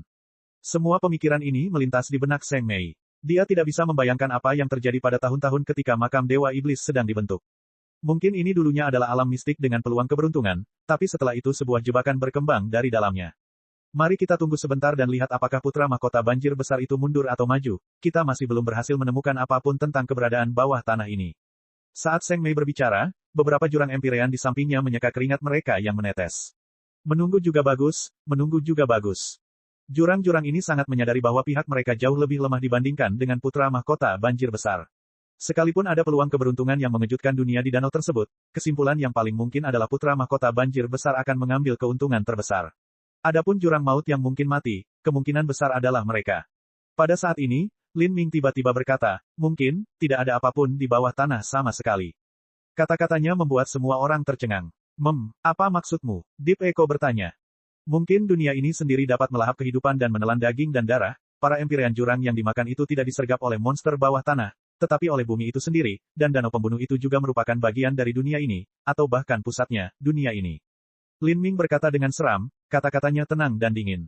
Dunia itu sendiri dapat menelan nyawa, daging, dan darah orang lain. Mengapa kamu mengatakan itu? Nada suara Deep Echo berubah. Menghadapi spekulasi seperti itu, bahkan dewa sejati pun akan kesulitan untuk tetap santai. Itu hanya perasaan pribadiku, tidak ada dasar sebenarnya di baliknya. Semua yang dikatakan Lin Ming hanya berasal dari perasaannya sendiri. Dia selalu berpikir ada yang aneh dengan dunia ini, ada yang jahat di dalamnya. Merasa, Seng Mei menarik napas dalam-dalam dan diam-diam menelusuri pedang tulang di tangannya. Dia juga merasa seluruh situasi ini tidak menyenangkan. Tapi sekarang, mereka hanya bisa terus maju. Pintu masuk asli ke alam mistik ini telah disegel, dan ingin menemukan yang lain tidaklah mudah. Putra mahkota banjir besar juga sepertinya menyadari hal ini. Tanpa ragu-ragu dia memerintahkan jurang tingkat Empyrean yang memimpin, kamu, masuk ke danau. Apa? Mendengar perintah ini, jurang Empyrean sangat marah. Ini sama saja dengan memerintahkan dia mati. Suasana hati putra mahkota banjir besar sedang buruk. Melihat jurang Empyrean ini seolah ingin memberontak, putra mahkota banjir besar meraih kehampaan dan membentuk cakar iblis raksasa. Cakar iblis ini meraih jurang Empyrean dan mengangkatnya. Jurang itu meraung keras. Cakar iblis putra mahkota banjir besar mengandung medan kekuatan yang dalam dan indah yang memenjarakan energi dan gerakan jurang Empyrean. Tanpa ada kemampuan untuk melawan, jurang tersebut terlempar ke perairan danau seperti sekarung gandum. Peng, air danau pecah, seperti pangsit yang dilempar ke dalam panci berisi air mendidih. Neraka itu berteriak keras. Dia terjatuh di danau, berjuang untuk bangkit. Semua jurang yang menyaksikan menahan napas saat mereka memandang dengan penuh perhatian dengan konsentrasi tertinggi. Jika jurang ini dilebur menjadi tulang oleh air danau, atau jika ada makhluk tak dikenal yang tiba-tiba keluar dari danau dan menyeret jurang ini ke bawah, atau bahkan mungkin memakan jurang tersebut secara keseluruhan, maka tidak ada yang akan terkejut. Tapi, jurang maut ini terus berjuang dalam waktu yang lama dan baik-baik saja. Jangankan sekarat, sisiknya bahkan belum rontok. Dia masih baik-baik saja setelah jatuh ke danau. Beberapa jurang berkomentar, tunggu lebih lama. Putra mahkota banjir besar sangat tenang. Hanya karena sesuatu tidak terjadi pada awalnya, bukan berarti tidak akan terjadi apa-apa di kemudian hari. Dia mengunci medan kekuatannya di jurang, sehingga dia tidak bisa bangkit kembali dari danau. Namun setelah beberapa saat, dia masih belum puas. Dia mengambil jurang Empyrean lainnya dari pengaruh kecil yang berdiri di sampingnya dan melemparkannya ke perairan danau. Diiringi seruan ketakutan dan kekhawatiran lainnya, dua jurang terapung di danau. Air danau bergejolak dan ombaknya semakin besar. Tapi, tidak terjadi apa-apa pada kedua jurang tersebut dan salah satunya bahkan dengan keras mengutuk putra mahkota banjir besar. Jurang yang dalam ini melampiaskan kemarahannya dengan kutukan dan warna kulit putra mahkota banjir besar menjadi gelap. Tapi saat ini, dia tidak bisa diganggu dengan ocehan umpan meriam. Dia ingin melemparkan lebih banyak jurang setingkat Empyrean ke dalam air, tapi saat dia hendak melakukannya, sepertinya ada sesuatu yang menggelembung dari tengah danau abu-abu gelap itu. Gudong, gelembung udara raksasa naik dari dasar danau dengan kecepatan yang semakin meningkat, menjadi semakin padat, seolah-olah ada monster super yang hendak keluar. Semua jurang merasakan hati mereka menegang. Adapun dua jurang di danau, wajahnya seputih kertas. Jika monster datang dari danau ini maka yang pertama menderita bencana adalah mereka. Mereka bahkan tidak akan cukup untuk dijadikan hidangan pembuka. Peng, dengan ledakan yang keras, kolom air raksasa terbelah ke atas dari danau. Kemudian, badai terjadi di permukaan danau, menyebabkan gelombang besar yang membengkak ke segala arah. Ini, banyak jurang yang terkejut. Badai seperti itu menutupi langit dan bumi, seolah-olah akan menelan semuanya. Tanpa perlu kata-kata, semua jurang maut mulai mundur dengan cepat dari badai ini. Namun pada saat yang sama, badai tiba-tiba semakin kuat. Kekuatan sobek yang tak tertahankan muncul, dan di tengah-tengah danau ini ruang bergetar hebat seolah tidak bisa menahan kekuatan tersebut. Ini, ruang angkasa bergetar. Banyak jurang yang memandangi ruang yang bergetar di tengah danau, dilanda kepanikan. Harus diketahui bahwa ruang di dalam makam Dewa Iblis sangat stabil, jadi bagaimana mungkin ruang itu bergetar seperti ini. Kemudian, saat mereka memikirkan hal ini, pemandangan mengerikan terjadi. Getaran ruang semakin kuat. Kemudian, sebuah lubang kecil dirobek.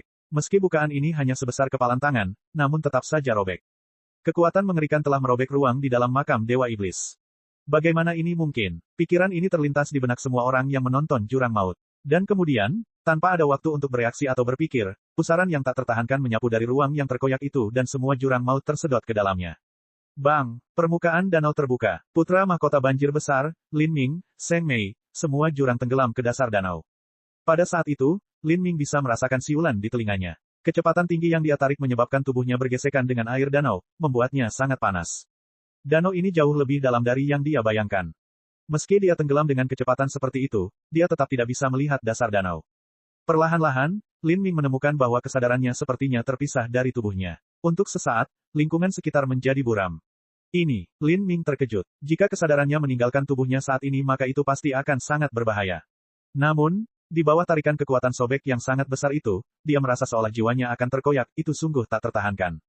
Jika ini terus berlanjut maka lautan spiritualnya akan jatuh ke dalam ilusi. Pikiran Lin Ming bergetar. Dia memiliki jiwa abadi dan karenanya dia selalu memiliki keyakinan penuh pada intensitas jiwanya. Meski begitu, dia tidak bisa menahan kekuatan ini, membuktikan betapa mengerikannya kekuatan itu. Kubus ajaib. Tiba-tiba, cahaya terang menyilaukan pikiran Lin Ming. Dia segera menghubungkan akal ilahi dengan kubus ajaib. Tiba-tiba, aura mistis dan kuno dari Magic Cube mengalir ke lautan spiritualnya. Kesadaran Lin Ming berangsur-angsur terbangun sedikit. Dia nyaris tidak bisa menggerakkan matanya dan melihat sekelilingnya. Lingkungan sekitar gelap gulita, tapi ini tidak bisa menghalangi visi Lin Ming. Tetap saja, apa yang dilihatnya membuat hatinya tenggelam ke dalam perutnya. Di sampingnya, Jurang Empirean, serta Deep Echo dan Seng Mei, sudah dalam kondisi tidak sadarkan diri. Bab 2148, Kehidupan Masa Lalu Seng Mei ya. Iblis Suci, bisakah kamu mendengarku? Lin Ming mencoba mengirimi Seng Mei transmisi suara esensi sejati, tapi dia tidak mendapat tanggapan apapun. Saat ini, kulit Seng Mei pucat dan matanya tertutup rapat. Bulu matanya bergetar pelan, sudah jelas bahwa Seng Mei, serta banyak jurang di sekitarnya, tidak mampu menahan kekuatan besar yang merobek jiwa tadi dan pikiran mereka telah jatuh ke dalam ilusi. Ini, alis Lin Ming menyatu. Jika dia bukan karena Magic Cube maka dia takut dia juga tidak akan mampu menahan kekuatan itu. Lin Ming memperhatikan bahwa banyak jurang memiliki ekspresi sedih, seolah-olah mereka sedang mengalami sesuatu yang mengerikan. Pada saat ini, ketika pusaran terus berputar, semua jurang tersebar semakin jauh satu sama lain. Lin Ming menyaksikan tanpa daya saat jurang Deep Alliance serta Seng Mei semuanya terlempar semakin jauh dalam keadaan terpesona. Sedangkan untuk lebih dalam, dia tidak bisa lagi melihat jurang yang dalam dari aliansi banjir. Apa kekuatan yang merobek jiwa itu? Lin Ming meringis. Setelah beberapa saat, dia melonggarkan hubungan antara jiwanya dan Magic Cube. Pada saat itu, kekuatan yang merobek jiwa meraung ke arahnya sekali lagi. Jiwa ilahi Lin Ming dipegang oleh Magic Cube. Perlahan, dia membiarkan kesadarannya membebaskan diri. Saat ini, Lin Ming bisa dikatakan dalam kondisi setengah mimpi, setengah sadar. Selama dia mau, dia bisa memasukkan pikirannya ke dalam kubus ajaib untuk membebaskan dirinya dari kondisi tersebut, tapi saat ini dia ingin tahu misteri apa saja yang terkandung dalam kekuatan mistik yang merobek jiwa ini. Lambat laun, Lin Ming merasakan tubuhnya menjadi semakin ringan. Air danau tak berujung di sekelilingnya lenyap, dan pada saat berikutnya dia tiba di dunia indah yang diterangi sinar matahari. Ini, dia tercengang. Dia bisa melihat bangunan raksasa di depannya serta papan nama di atas kompleks yang bertuliskan, 7 mendalam, dalam karakter besar dan mengalir. 7 rumah bela diri yang mendalam. Setelah mengingat nama rumah bela diri ini, Lin Ming merasa seolah-olah semua yang terjadi seumur hidup yang lalu. Ini adalah awal dari jalan seni bela diri Lin Ming. Setelah menelusuri kembali ke awal, ini adalah sesuatu yang terjadi lebih dari 12.000 tahun yang lalu. 12.000 tahun. Bagi seniman bela diri berumur panjang yang mungkin hidup ratusan juta tahun, 12.000 tahun hanyalah periode yang sangat singkat dalam hidup mereka. Bagi sebagian orang, masa pengasingan yang lama mungkin memerlukan waktu 10,000 sampai 20,000 tahun. Tapi bagi Lin Ming, 12.000 tahun ini adalah masalah yang sangat jauh. Mungkinkah kekuatan yang merobek jiwa ini menyeret kembali mimpi lama yang penuh debu dari ingatanku? Ia ingin saya menghidupkan kembali peristiwa ini. Lin Ming menatap papan nama 7 rumah bela diri yang mendalam dalam mimpi ini dan mulai berjalan ke depan. Seperti yang dia duga, dia melihat banyak orang yang dikenalnya dari masa lalu. Zhu Yan, Lan Yunyu, Qin Ziye, Qin Xingxuan. Bahkan ada beberapa karakter yang tersembunyi jauh di dalam ingatannya dan biasanya dia tidak akan mengingatnya. Misalnya saja, gadis di 7 rumah bela diri mendalam yang selalu dia sukai, tapi kemudian dia kehilangan kabar, Bai Jingyun. Lin Ming menyaksikan dari sudut pandang orang luar, dengan tenang melihat kehidupan yang telah dijalaninya. Dia secara bertahap memahami bahwa setelah memasuki danau pembunuhan ini, kekuatan merobek jiwa yang bekerja pada mereka mungkin merupakan semacam ujian terhadap jiwa dewa seorang seniman bela diri. Jika pikiran seseorang tidak teguh maka mudah untuk jatuh ke alam mimpi ini dan tidak akan pernah bisa melepaskan diri darinya. Pikiran Lin Ming bergerak. Adegan dari 7 rumah bela diri yang mendalam hancur dan kemudian pengalaman dari wilayah Demon Laut Selatan datang membanjiri. Karakter yang familiar, lokasi yang familiar, segala macam adegan mengambil alih panggung. Dia melihat Divine Phoenix Island, melihat invasi wilayah Demon Laut Selatan. Dia melihat dirinya memasuki Divine Phoenix Mystic Realm, melihat dirinya secara keliru dianggap mati, melihat bahwa itu Ouyang Boyan yang memiliki dendam dengannya bergerak melawan Qin Xing Xuan dan mencoba membunuhnya di Blood Demon Island. Setelah muncul dari alam mistik Phoenix Suci, dia mengetahui berita ini dan dalam kemarahannya dia bergegas menaiki seekor burung berwarna merah terang, melewati ratusan ribu mil untuk mencapai Pulau Setan Darah dan menyelamatkan Qin Xing Xuan. Ini adalah salah satu kenangan terdalam dan paling mendalam Lin Ming. Ketika dia berhasil menyelamatkan Qin Xing Xuan dari rahang kematian, ini membuatnya benar-benar memahami betapa bahagianya dia karena tidak kehilangan seseorang yang dia cintai. Namun, dalam kenangan alam mimpi ini, apa yang terulang kembali sebenarnya sangat berbeda. Dia melihat dirinya terbang ke Pulau Blood Demon. Saat dia menemukan Qin Xing Xuan, iblis darah menyerbu ke arahnya, membuka rahangnya yang rakus dan menggigit lehernya. Pada saat ini, Qin Xing Xuan yang putus asa melihatnya. Saat dia melakukannya, segala macam emosi membanjiri wajahnya. Cinta, kegembiraan, penyesalan. Hati Lin Ming menegang dan dia merasa mustahil untuk tetap acuh tak acuh. Dia ingin bergerak untuk menyelamatkan Qin Xing Xuan, tetapi dia menemukan bahwa kecepatannya menjadi sangat lambat. Dari tingkat kekuatan keilahian sejati, dia menemukan bahwa dia telah jatuh ke alam Haltian yang dia alami saat pertama kali menyelamatkan Qin Xing Xuan. Seperti ini, dia hanya bisa menatap kosong saat iblis darah itu menggigit leher Qin Xing Xuan. Darah mengalir keluar, semua emosi di wajah Qin Xing Xuan membeku, seolah-olah waktu terhenti. Qin Xing Xuan yang tersenyum dan darah yang menetes darinya membentuk kontras yang tajam. Tidak, Lin Ming berteriak ketakutan, ketakutan. Pada saat berikutnya, Lin Ming dengan keras menggigit lidahnya untuk menenangkan diri. Ini salah. Lin Ming menarik napas dalam-dalam, terengah-engah. Dia mengatakan ini pada dirinya sendiri agar dia bisa melepaskan diri dari mimpi mengerikan itu sekarang. Di kedalaman pikirannya, Lin Ming tahu bahwa apa yang dilihatnya tidak nyata. Terlebih lagi, jiwa sucinya selalu stabil dengan koneksi samar dengan Magic Cube. Meski begitu, ketika Lin Ming melihat adegan itu sekarang, sepertinya dia mengalaminya secara pribadi, dan dalam kemarahan dan kesedihannya dia hampir jatuh ke dalam ilusi, tidak mampu menyeret dirinya keluar. Alam mimpi yang menakutkan, Lin Ming bingung. Bahkan dia nyaris tidak berhasil menghindari ilusi. Lalu, bagaimana dengan jurang maut lainnya di sini? Lin Ming masih tidak menarik diri dari alam mimpi. Dia ingin memperhatikan dirinya sendiri dan apa yang akan dilakukan oleh kekuatan aneh yang merobek jiwa ini. Kemudian, adegan terus terulang kembali. Adegan-adegan ini adalah semua hal yang benar-benar dialami Lin Ming di masa lalu. Namun, alih-alih berakhir, segalanya justru malah menjadi lebih buruk. Saat berkompetisi untuk akar naga nirwana di Istana Kekaisaran Dewa Iblis, Lin Ming melihat rencananya diketahui oleh Xuan Wuji, sebagai hasilnya, dia dieksekusi di tempatnya berdiri. Di kuil perunggu menghadap Yang Yun, Lin Ming melihat tubuhnya ditangkap olehnya. Sejak saat itu, tubuhnya dirasuki oleh Yang Yun dan senyuman aneh dan menyeramkan terlihat di wajahnya sejak saat itu. Kemudian, menghadapi Tian Mingzi di Jalan Asura, Lin Ming melihat dirinya sendiri yang terbunuh. Di tengah petualangan hidupnya, dia melihat Magic Cube ditemukan. Dia melarikan diri ke seluruh dunia tetapi akhirnya dia ditemukan oleh seseorang dan jiwanya ditarik keluar dan dimurnikan. Dia bahkan melihat putra keberuntungan suci mengalahkannya dan mengambil Xiao Moxian sebagai miliknya. Dia melihat putra keberuntungan Sein secara brutal membinasakan Xiao Moxian. Pada saat itu, jiwa Lin Ming hampir jatuh ke dalam ilusi sekali lagi. Peng, Lin Ming menekan adegan di depannya dan Good Fortune Sein San yang menyeringai kejam hancur berkeping-keping. Lin Ming terengah-engah. Pemandangan di alam mimpi ini adalah hal yang paling dia takuti. Jika dia bukan karena Magic Cube, Lin Ming tidak tahu apakah dia akan mampu menahan semua ini. Alam mimpi yang sangat indah. Saya memiliki jiwa abadi jadi saya akan baik-baik saja untuk saat ini, tetapi bagaimana dengan yang lain? Misalnya Seng Mei. Lin Ming ingat Seng Mei, wanita yang dia tidak yakin adalah teman atau musuh.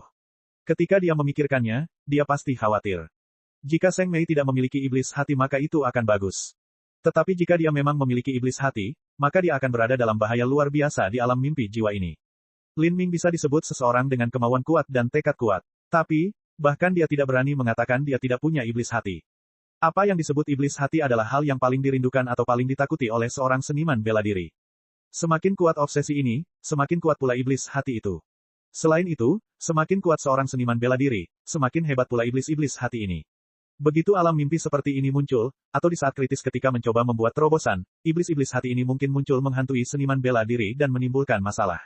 Jika mereka tiba-tiba terwujud, mungkin saja seorang seniman bela diri bisa menjadi gila atau jatuh ke dalam kebobrokan. Seng Mei, apakah dia memiliki setan hati? Lin Ming bergumam. Dia tidak tahu kenapa, tapi firasat buruk tiba-tiba muncul di hatinya. Titik titik titik titik titik titik titik titik. Di perairan danau abu-abu gelap, pusaran besar terus berputar liar. Seorang wanita berpakaian hitam tak tertandingi sedang diputar di perairan danau ini. Rambutnya yang tebal dan indah tergerai di sekelilingnya, menyebar di air danau seperti mawar hitam yang mekar penuh tetapi juga layu. Saat ini, kulit Seng Mei pucat pasi, tanpa sedikit pun sisa warna merah. Setelah mengalami 9 reinkarnasi lengkap dan mengendalikan jiwa sucinya selama ini, dia menjadi sangat tangguh dalam aspek ini. Faktanya, jika menyangkut jiwa, dia tidak jauh lebih buruk dari Lin Ming. Namun, setan hatinya juga sangat kuat. Dalam jiwa ilahinya, ada terlalu banyak hal yang dia rindukan dan takuti. Titik titik titik titik titik titik titik titik. Di sebuah bangunan melingkar raksasa yang mirip dengan suatu area, seorang gadis kecil berusia 7 atau 8 tahun berdiri di tengahnya. Dia memiliki mata hitam cerah dan lengan kecilnya tampak diukir dari batu giok. Wajahnya segar dan imut seperti apel matang, anak kecil yang sangat menggemaskan. Di wajahnya, jika seseorang mencari dengan cermat, mereka dapat menemukan bayangan Seng Mei saat ini. Gadis kecil yang menggemaskan itu sebenarnya memiliki wajah yang berlumuran darah. Lengannya juga berlumuran darah. Lengan kecilnya yang seperti batu giok sedang menggenggam pedang besar. Pedang ini lebih panjang dari tinggi gadis kecil itu. Dia hanya berhasil memegangnya dengan kedua tangannya. Sepanjang gagang pedang yang tebal, darah terus menetes ke bawah. Di tanah di sekitar gadis kecil itu berserakan potongan daging dan genangan darah. Organ, mayat tidak lengkap, daerah ini menyerupai rumah jagal. Gadis kecil itu menundukkan kepalanya dan menopang dirinya dengan pedang besar. Dia terengah-engah. Apakah kamu siap untuk melanjutkan? Saat ini, suara samar bergema. Gadis kecil itu terkejut. Dia mendongak dan dari balik poninya, wajah seperti boneka terlihat. Dari antara alisnya, muncul tanda merah vertikal, seperti kelopak bunga. Aku lelah. Gadis kecil itu bergumam dengan susah payah. Namun saat ini, dari jarak yang tidak terlalu jauh, seorang lelaki tua muncul. Orang tua ini kurus tetapi tubuhnya secara alami tinggi dan lebar. Wajahnya dalam dan dia memancarkan aura agung. Dia bukan seorang spiritas dan juga bukan seorang suci, dia adalah seseorang dari ras dewa primal. Di medan perang, musuh tidak akan memberimu waktu untuk istirahat. Ketika lelaki tua itu berbicara, dia dengan lembut melambaikan tangannya. Dari jarak yang tidak terlalu jauh, sebuah gerbang besi dibuka. Dari balik gerbang besi ini, muncul makhluk hidup hitam yang terbungkus rantai. Ini adalah jurang maut. Terlebih lagi, karena suatu alasan, jurang maut ini telah kehilangan akal sehatnya dan menjadi gila. Mengaum. Lusinan jurang mengaum bersamaan. Saat mereka melihat gadis kecil itu, mata mereka dipenuhi rasa haus darah dan niat membunuh. Bab 2149, Kehidupan Masa Lalu Seng Mei B. Dari iblis-iblis jurang ini, sebagian besar awalnya adalah jenis yang memiliki kecerdasan rendah. Setelah distimulasi oleh teknik rahasia, mereka menjadi gila dan sekarang tidak berbeda dengan binatang buas. Melihat gadis kecil ini, jurang maut ini langsung menjadi ganas. Aduh, kerumunan jurang maut melolong saat mereka bergegas menuju gadis kecil ini. Melihat jurang yang kejam dan mematikan ini, gadis kecil itu mengatupkan giginya. Dia memegang pedangnya dan menebasnya. Cahaya pedang bersinar seperti jurang setelah jurang dibelah olehnya. Mayat yang tak terhitung jumlahnya berserakan di tanah. Darah mewarnai wajahnya, pakaiannya, membasahi seluruh tubuhnya dengan bau darah yang kental, seolah-olah dia adalah seseorang yang merangkak keluar dari kolam darah neraka. Untuk seorang gadis kecil imut yang berlumuran darah kental, ini memberikan dampak visual yang luar biasa. Sulit membayangkan pemandangan di sekitarnya berasal dari tangannya. Lelaki tua itu memandang dengan acuh tak acuh saat jurang maut melaju ke depan. Dia hanya melambaikan tangannya dan sekelompok jurang liar lainnya keluar dari gerbang lain. Jurang ini bahkan lebih dahsyat dari jurang sebelumnya. Mereka melolong saat berlari menuju gadis kecil itu. Tahun demi tahun, gadis kecil itu mengalami pembantaian yang tak ada habisnya dan tak terhitung jumlahnya. Berkali-kali, karena musuhnya terlalu kuat, dia hampir tercabik-cabik oleh jurang maut. Atau terkadang dia terluka parah, tercekik di ambang kematian. Namun setiap kali, saat dia terbaring sekarat, dia akan dimasukkan ke dalam panci berisi larutan obat yang mendidih, menderita siksaan yang menyiksa saat dia perlahan pulih dari luka-lukanya. Dia tumbuh semakin kuat dan budidayanya semakin tinggi. Setiap inci dagingnya mengalami penempaan yang tiada habisnya. Dari seorang anak kecil dia perlahan tumbuh menjadi seorang gadis muda. Pada titik tertentu yang tidak diketahui, tanda merah tunggal di antara alisnya menjadi 2. Seperti 2 kelopak bunga yang menempel di antara alisnya. Setelah itu, dia dilempar sendirian ke dataran liar yang luas.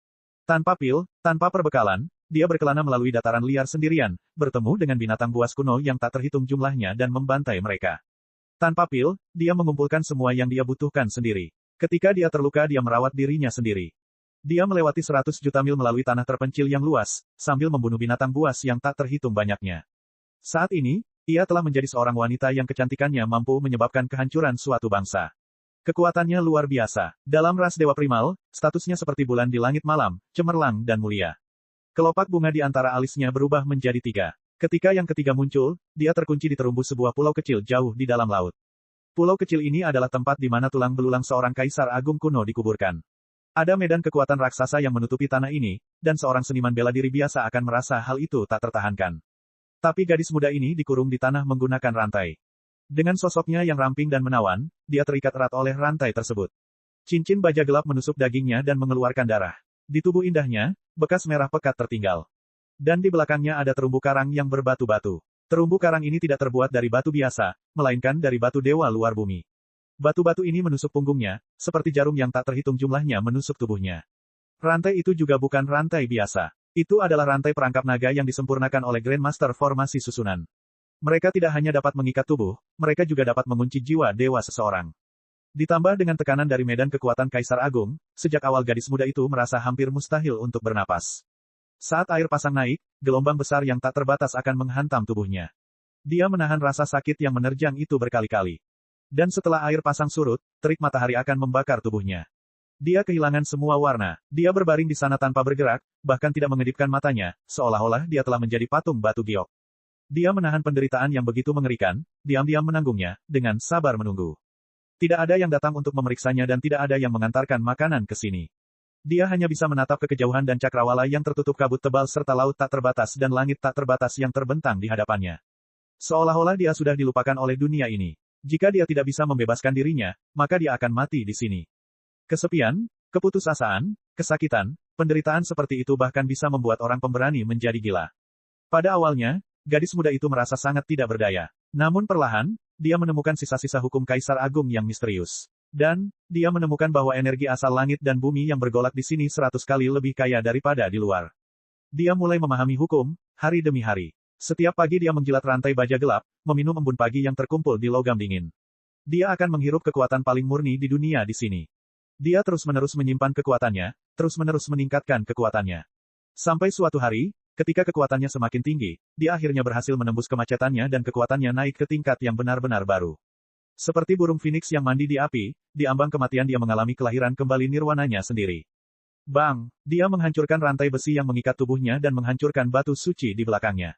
Dengan teriakan nyaring dan jelas, dia melesat ke langit biru tanpa batas. Pada saat itu, dia mengalami sublimasi lain dari kekuatan dan pengalamannya, transformasi lain.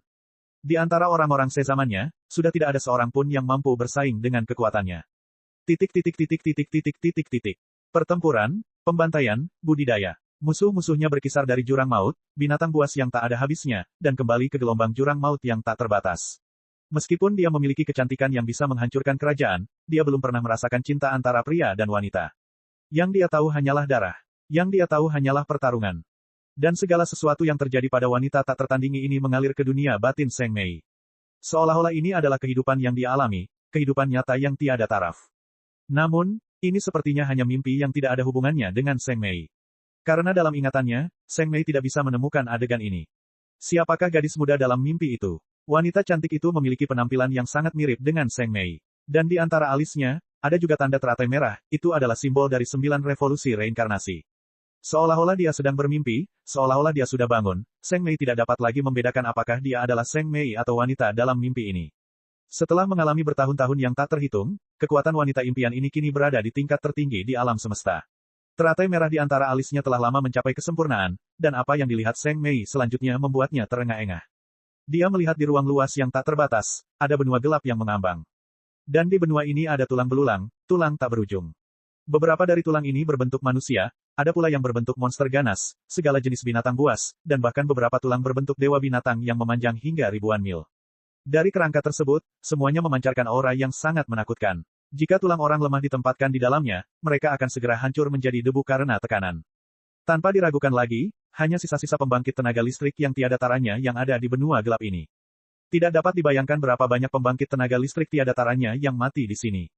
Melihat tulang-tulangnya, orang dapat melihat bahwa mereka telah mati pada waktu yang hampir bersamaan.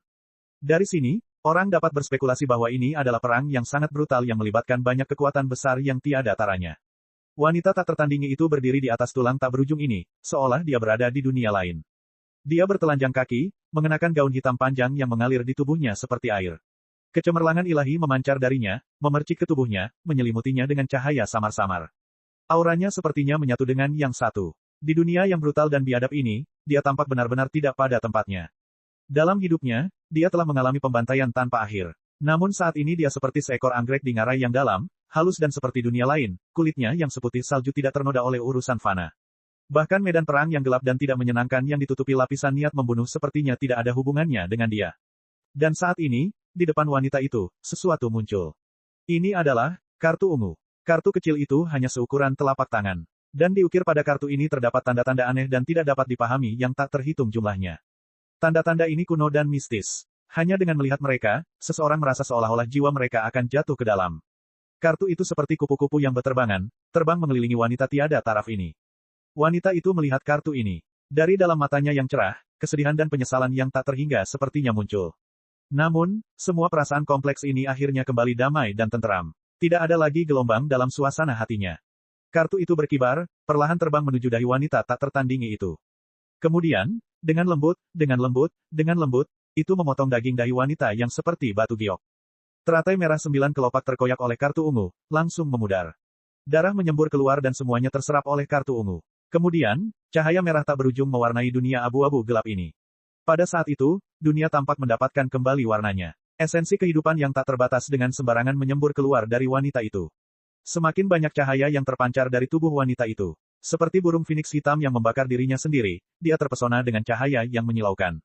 Karena kecemerlangan wanita ini, dunia gelap ini sekali lagi dipenuhi dengan warna-warna indah. Wanita itu membakar segala miliknya tanpa syarat. Kilatan kecemerlangan terakhir dalam hidupnya sepertinya berubah menjadi keabadian. Bab 2150, Setan Hati. Saat wanita impian itu berubah menjadi kilatan cahaya cemerlang, Seng Mei merasa seolah ada pedang yang ditusukkan ke dalam hatinya. Dengan batuk yang tersumbat, jiwa dewanya menderita rasa sakit yang luar biasa seolah-olah dia sedang dicabik-cabik. Di depan Seng Mei, cahaya ilahi yang menyilaukan itu menjadi semakin kuat, menutupi langit. Seperti jutaan dan miliaran matahari yang menimpa dunia. Benua hitam itu mencair, dan di atas benua itu, kerangka tak berujung tersedot oleh kekuatan ini, hancur dan hancur. Medan gaya yang melekat dalam kerangka ini, energi yang dipancarkan dari pembangkit tenaga listrik yang tiada taranya setelah mereka mati, semuanya tersapu ke dalam kecemerlangan yang menyilaukan, berubah menjadi kaleidoskop warna yang berputar menjadi pusaran raksasa. Pusaran ini menelan benua, menyempurnakannya sepenuhnya. Rune tak berujung datang menyelimuti. Bumi seakan berubah menjadi alat ajaib. Kartu ungu berkibar di tengah benua itu, riak energi raksasa berdenyut keluar. Kemudian, seolah-olah sedang digenggam oleh tangan besar yang tak terlihat, benua ini didorong menuju dunia lain, perlahan-lahan menekannya. Untuk sementara waktu, ruang angkasa yang tak terbatas telah retak. Badai luar angkasa yang mengerikan terjadi, tetapi tidak ada yang mampu menghentikan kemajuan benua ini. Sungguh tak tertahankan. Dalam kecemerlangan yang menyilaukan, benua itu menjadi semakin tipis seiring dengan pemurniannya. Namun, energi di dalamnya sedang dikompresi hingga tingkat yang tak terbatas. Semua kerangka di atas dimurnikan, berubah menjadi pecahan tak berujung yang berjatuhan di udara. Adapun energi kerangka itu, semuanya menyatu di tengah benua ini, kartu ungu. Kartu ini seolah menjadi pusat seluruh energi di alam semesta. Selama segala sesuatu dapat diubah menjadi energi, tidak ada yang bisa lepas dari kendalinya. Kerangka ini, apakah itu bentuk kehidupan dari 33 surga, dewa binatang, atau bahkan iblis jurang, apakah itu kekuatan keilahian, kekuatan iblis, kekuatan monster, semuanya diserap seluruhnya oleh kartu ungu. Akhirnya, benua ini berubah menjadi dinding cahaya raksasa yang mengarah ke dunia gelap misterius dan dengan kejam menekannya. Bang! Dengan ledakan yang tak terlukiskan, dunia seakan runtuh. Dunia gelap raksasa dan mendalam yang bersembunyi di kehampaan bergetar. Sepertinya kiamat telah tiba, seolah kehancuran besar dimulai sekali lagi. Pada saat itu, jiwa Dewa Seng Mei bergetar hebat. Dia tiba-tiba memuntahkan seteguk darah dan mimpi kacau yang dia lihat hancur, berubah menjadi pecahan tak berujung. Wajahnya pucat pasi dan seluruh tubuhnya bercucuran keringat. Semua yang dia alami dalam mimpi tadi terlalu nyata, seolah dia telah hidup puluhan ribu tahun di dalamnya. Namun ketika dia terbangun dari mimpinya, rasanya hanya sesaat telah berlalu. Dia mengalami pemandangan yang tidak ada habisnya dalam mimpi itu, tetapi ketika dia mencoba mengingatnya, pemandangan itu agak kabur. Namun meskipun dia tidak dapat mengingat banyak adegannya, Seng Mei masih sangat mengingat momen-momen terakhir itu. Dia ingat wanita impian yang membakar nyawanya, menyempurnakan kerangka tak berujung itu untuk menempa dinding kristal raksasa dengan kartu ungu, dan kemudian dengan jahat menekan dunia gelap itu dengan dinding kristal. Dunia gelap misterius itu memberikan perasaan yang sangat familiar bagi Seng Mei, itu adalah Dark Abyss. Dan di atas jurang kegelapan terdapat tembok dewa abadi, penghalang yang mengisolasi jurang kegelapan dari 33 langit. Itu adalah tembok yang telah ada di sana selama 10 miliar tahun. Dan dalam mimpinya, Seng Mei sebenarnya menyaksikan lahirnya tembok dewa abadi. Wanita berpakaian hitam membakar hidupnya dalam sekejap kecemerlangan, penindasan dinding kristal, pemandangan apokaliptik itu, semuanya menjadi tanda yang selamanya terpatri di benak Seng Mei. Dia adalah. Seng Mei menarik napas dalam-dalam dan dengan sungguh-sungguh mencoba mengingat apa yang diingatnya. Dia ingin mencari tahu bagaimana hubungannya dengan wanita misterius dalam mimpinya. Namun, saat dia merasa seolah-olah dia telah menangkap sesuatu, dia merasa seolah lautan rohaninya terkoyak sekali lagi. Rasa sakit yang sangat menyakitkan seperti palu berat yang menghantam kepalanya dengan brutal. Dia merasakan kakinya melunak dan sekelilingnya menjadi gelap. Pada saat berikutnya kesadarannya menjadi kabur sekali lagi. Dia sepertinya memulai mimpi panjang lainnya. Adegan campuran yang tak terhitung jumlahnya muncul dalam mimpi ini, dan dia melihat banyak karakter yang dikenalnya. Dari sekian banyak wajah tersebut, ada yang ramah, ada yang baik, ada yang jijik, ada yang dipenuhi kebencian. Dan akhirnya, wajah seorang pemuda muncul, seolah-olah memenuhi seluruh mimpi. Pemuda ini memiliki kulit putih pucat dan mata keruh, seolah-olah dia adalah orang mati yang berjalan. Kaisar Jiwa, melihat pemuda tua ini, cahaya dingin muncul di mata Seng Mei. Dia benar-benar tidak mampu melawan Kaisar Jiwa. Tapi terhadap pria jahat ini, yang paling dia rasakan bukanlah rasa takut, tapi kebencian. Bang! Seberkas pemikiran ilahi muncul dari sela-sela mata Kaisar Jiwa dan menabrak dunia batin Seng Mei. Pikiran Seng Mei bergetar dan ruang di sekitarnya berjatuhan. Saat dia membuka matanya sekali lagi, dia menyadari bahwa dia telah tiba di dunia di mana energi asal langit dan bumi sangat tipis, tetapi dunia yang juga sangat damai. Saat dunia ini muncul, Seng Mei merasakan sesuatu yang hampir membuatnya terengah-engah. Ini adalah benua tumpahan langit, kampung halaman Lin Ming. Mungkinkah? Tubuh Seng Mei bergetar, seolah-olah dia sedang menjalani mimpi buruk. Ini adalah sesuatu yang tersembunyi jauh di dalam ingatannya, sebuah kotak yang tidak ingin dia buka. Seperti bekas luka yang tidak sanggup dilihatnya, ia tidak sanggup menghadapinya. Dia takut mengalami kejadian ini, dia benar-benar tidak ingin. Namun, dalam adegan di hadapannya ini, apa yang paling dia takuti terjadi secara perlahan. Dia melihat Lin Ming. Pada saat ini, Lin Ming terbaring sedih di dunia asalnya, menatap Seng Mei. Pada saat ini, Seng Mei ingin mundur, tetapi dia menemukan aliran panas melonjak di perutnya. Aliran panas ini menyebar ke seluruh anggota tubuh dan tulangnya. Dia berbalik dan melihat tidak terlalu jauh dari situ, ada sebuah pohon tua yang terlihat seperti dibentuk dari naga bertanduk. Dan di pohon tua itu semula ada 2 buah. Tapi, kedua buah ini sudah hilang. Hati Seng Mei bergetar. Dia pasti ingat menyiapkan pohon buah ini untuk Lin Ming. Itu berasal dari Dark Abyss, sejenis buah ajaib yang mengobarkan hasrat seksual paling dasar seseorang. Di masa lalu, tanpa jalan yang harus diambil, dia memilih untuk menggunakan buah ajaib ini. Tapi sekarang dia tidak ingin mengalami kejadian ini lagi. Dia memutar kekuatan di tubuhnya, ingin mengusir kekuatan obat dari buah ini. Namun, dia menyadari bahwa sekeras apapun dia berusaha, dia tidak mampu menggerakkan energi apapun di dalam dirinya. Seolah tubuh ini bukan miliknya. Seng Mei menarik napas dalam-dalam dan tiba-tiba mengerti apa yang sedang terjadi. Ini adalah mimpinya, dan pada akhirnya dirinya yang sebenarnya hanyalah seorang musafir yang mengembara melalui mimpi tersebut. Tidak peduli apa yang dia coba lakukan, dia tidak dapat mengubah mimpinya. Dia hanya bisa berdiri di sini dan mengalaminya sekali lagi. Jika kamu ditakdirkan untuk dihancurkan, maka kamu mungkin juga dihancurkan oleh tanganku. Ini adalah kata-kata yang pernah dikatakan Seng Mei kepada Lin Ming. Kata-kata ini bergema di alam mimpi ini, dan saat dia mendengarnya sekali lagi, dia tidak tahu bagaimana perasaannya. Dia memejamkan mata, tidak ingin menonton adegan berikut. Tapi tak lama kemudian dia merasakan pakaiannya menghilang, dan kemudian, pergerakan tubuh. Itu adalah tubuh maskulin yang tanpa syarat menyatu dengan tubuhnya. Perasaan aneh semacam ini berangsur-angsur menyatu dengan panas yang membara di tubuhnya, membuat jiwanya bergetar. Dia tidak pernah membayangkan bahwa pada hari ini, dalam mimpinya dia akan mengalami kenangan yang sangat mendalam ini sekali lagi. Di masa lalu dia juga pernah memakan buah afrodisiak ajaib dari jurang kegelapan, dan kesadarannya juga menjadi kabur. Meski dia ingat sentuhan tak terlupakan itu, pengalamannya saat itu masih kabur. Seolah-olah dia sedang terpesona oleh mimpi musim semi yang memabukkan, meskipun dia telah mencapai puncak kebahagiaan, dia masih melakukannya dalam keadaan setengah sadar, setengah mimpi. Dan perbedaannya sekarang adalah Seng Mei mengalami semua ini dalam keadaan sadar. Dia menutup matanya sepanjang waktu. Namun, dampak terus-menerus yang sepertinya menyerang jiwanya terus melampaui kenikmatan aslinya dari awal hingga akhir. Dalam mimpinya, selain tidak bisa mengendalikan tubuh ini, dia sendiri yang mengalami semuanya. Di balik khasiat obat dari buah tersebut, dia merasakan kegembiraan liar yang membuatnya terpesona. Ini adalah sesuatu yang belum pernah dia alami sebelumnya dalam kehidupannya yang kering dan tertekan. Tapi di saat yang sama, dia juga merasakan kebingungan dan rasa sakit yang tersembunyi di lubuk jiwa pria di bawahnya. Sumber kehidupannya, sumber jiwanya perlahan-lahan melemah, ditarik keluar darinya. Rasanya seperti menyaksikan bintang cemerlang yang perlahan menghilang. Khususnya, pria yang memudar ini memiliki hubungan yang sangat erat dengannya. Dan kejatuhannya juga terjadi karena dia. Tanpa menyadarinya, Seng Mei merasakan air mata yang jernih dan dingin jatuh dari sudut matanya, pecah seperti mutiara saat mendarat. Cek cek cek cek cek cek cek cek. Rakan-rakan kultivator sekalian, sebelum retret, sila terus berkultivasi untuk jurus subscribe, like, share dan komentar agar sekte novel Sadim terus berkembang pesat.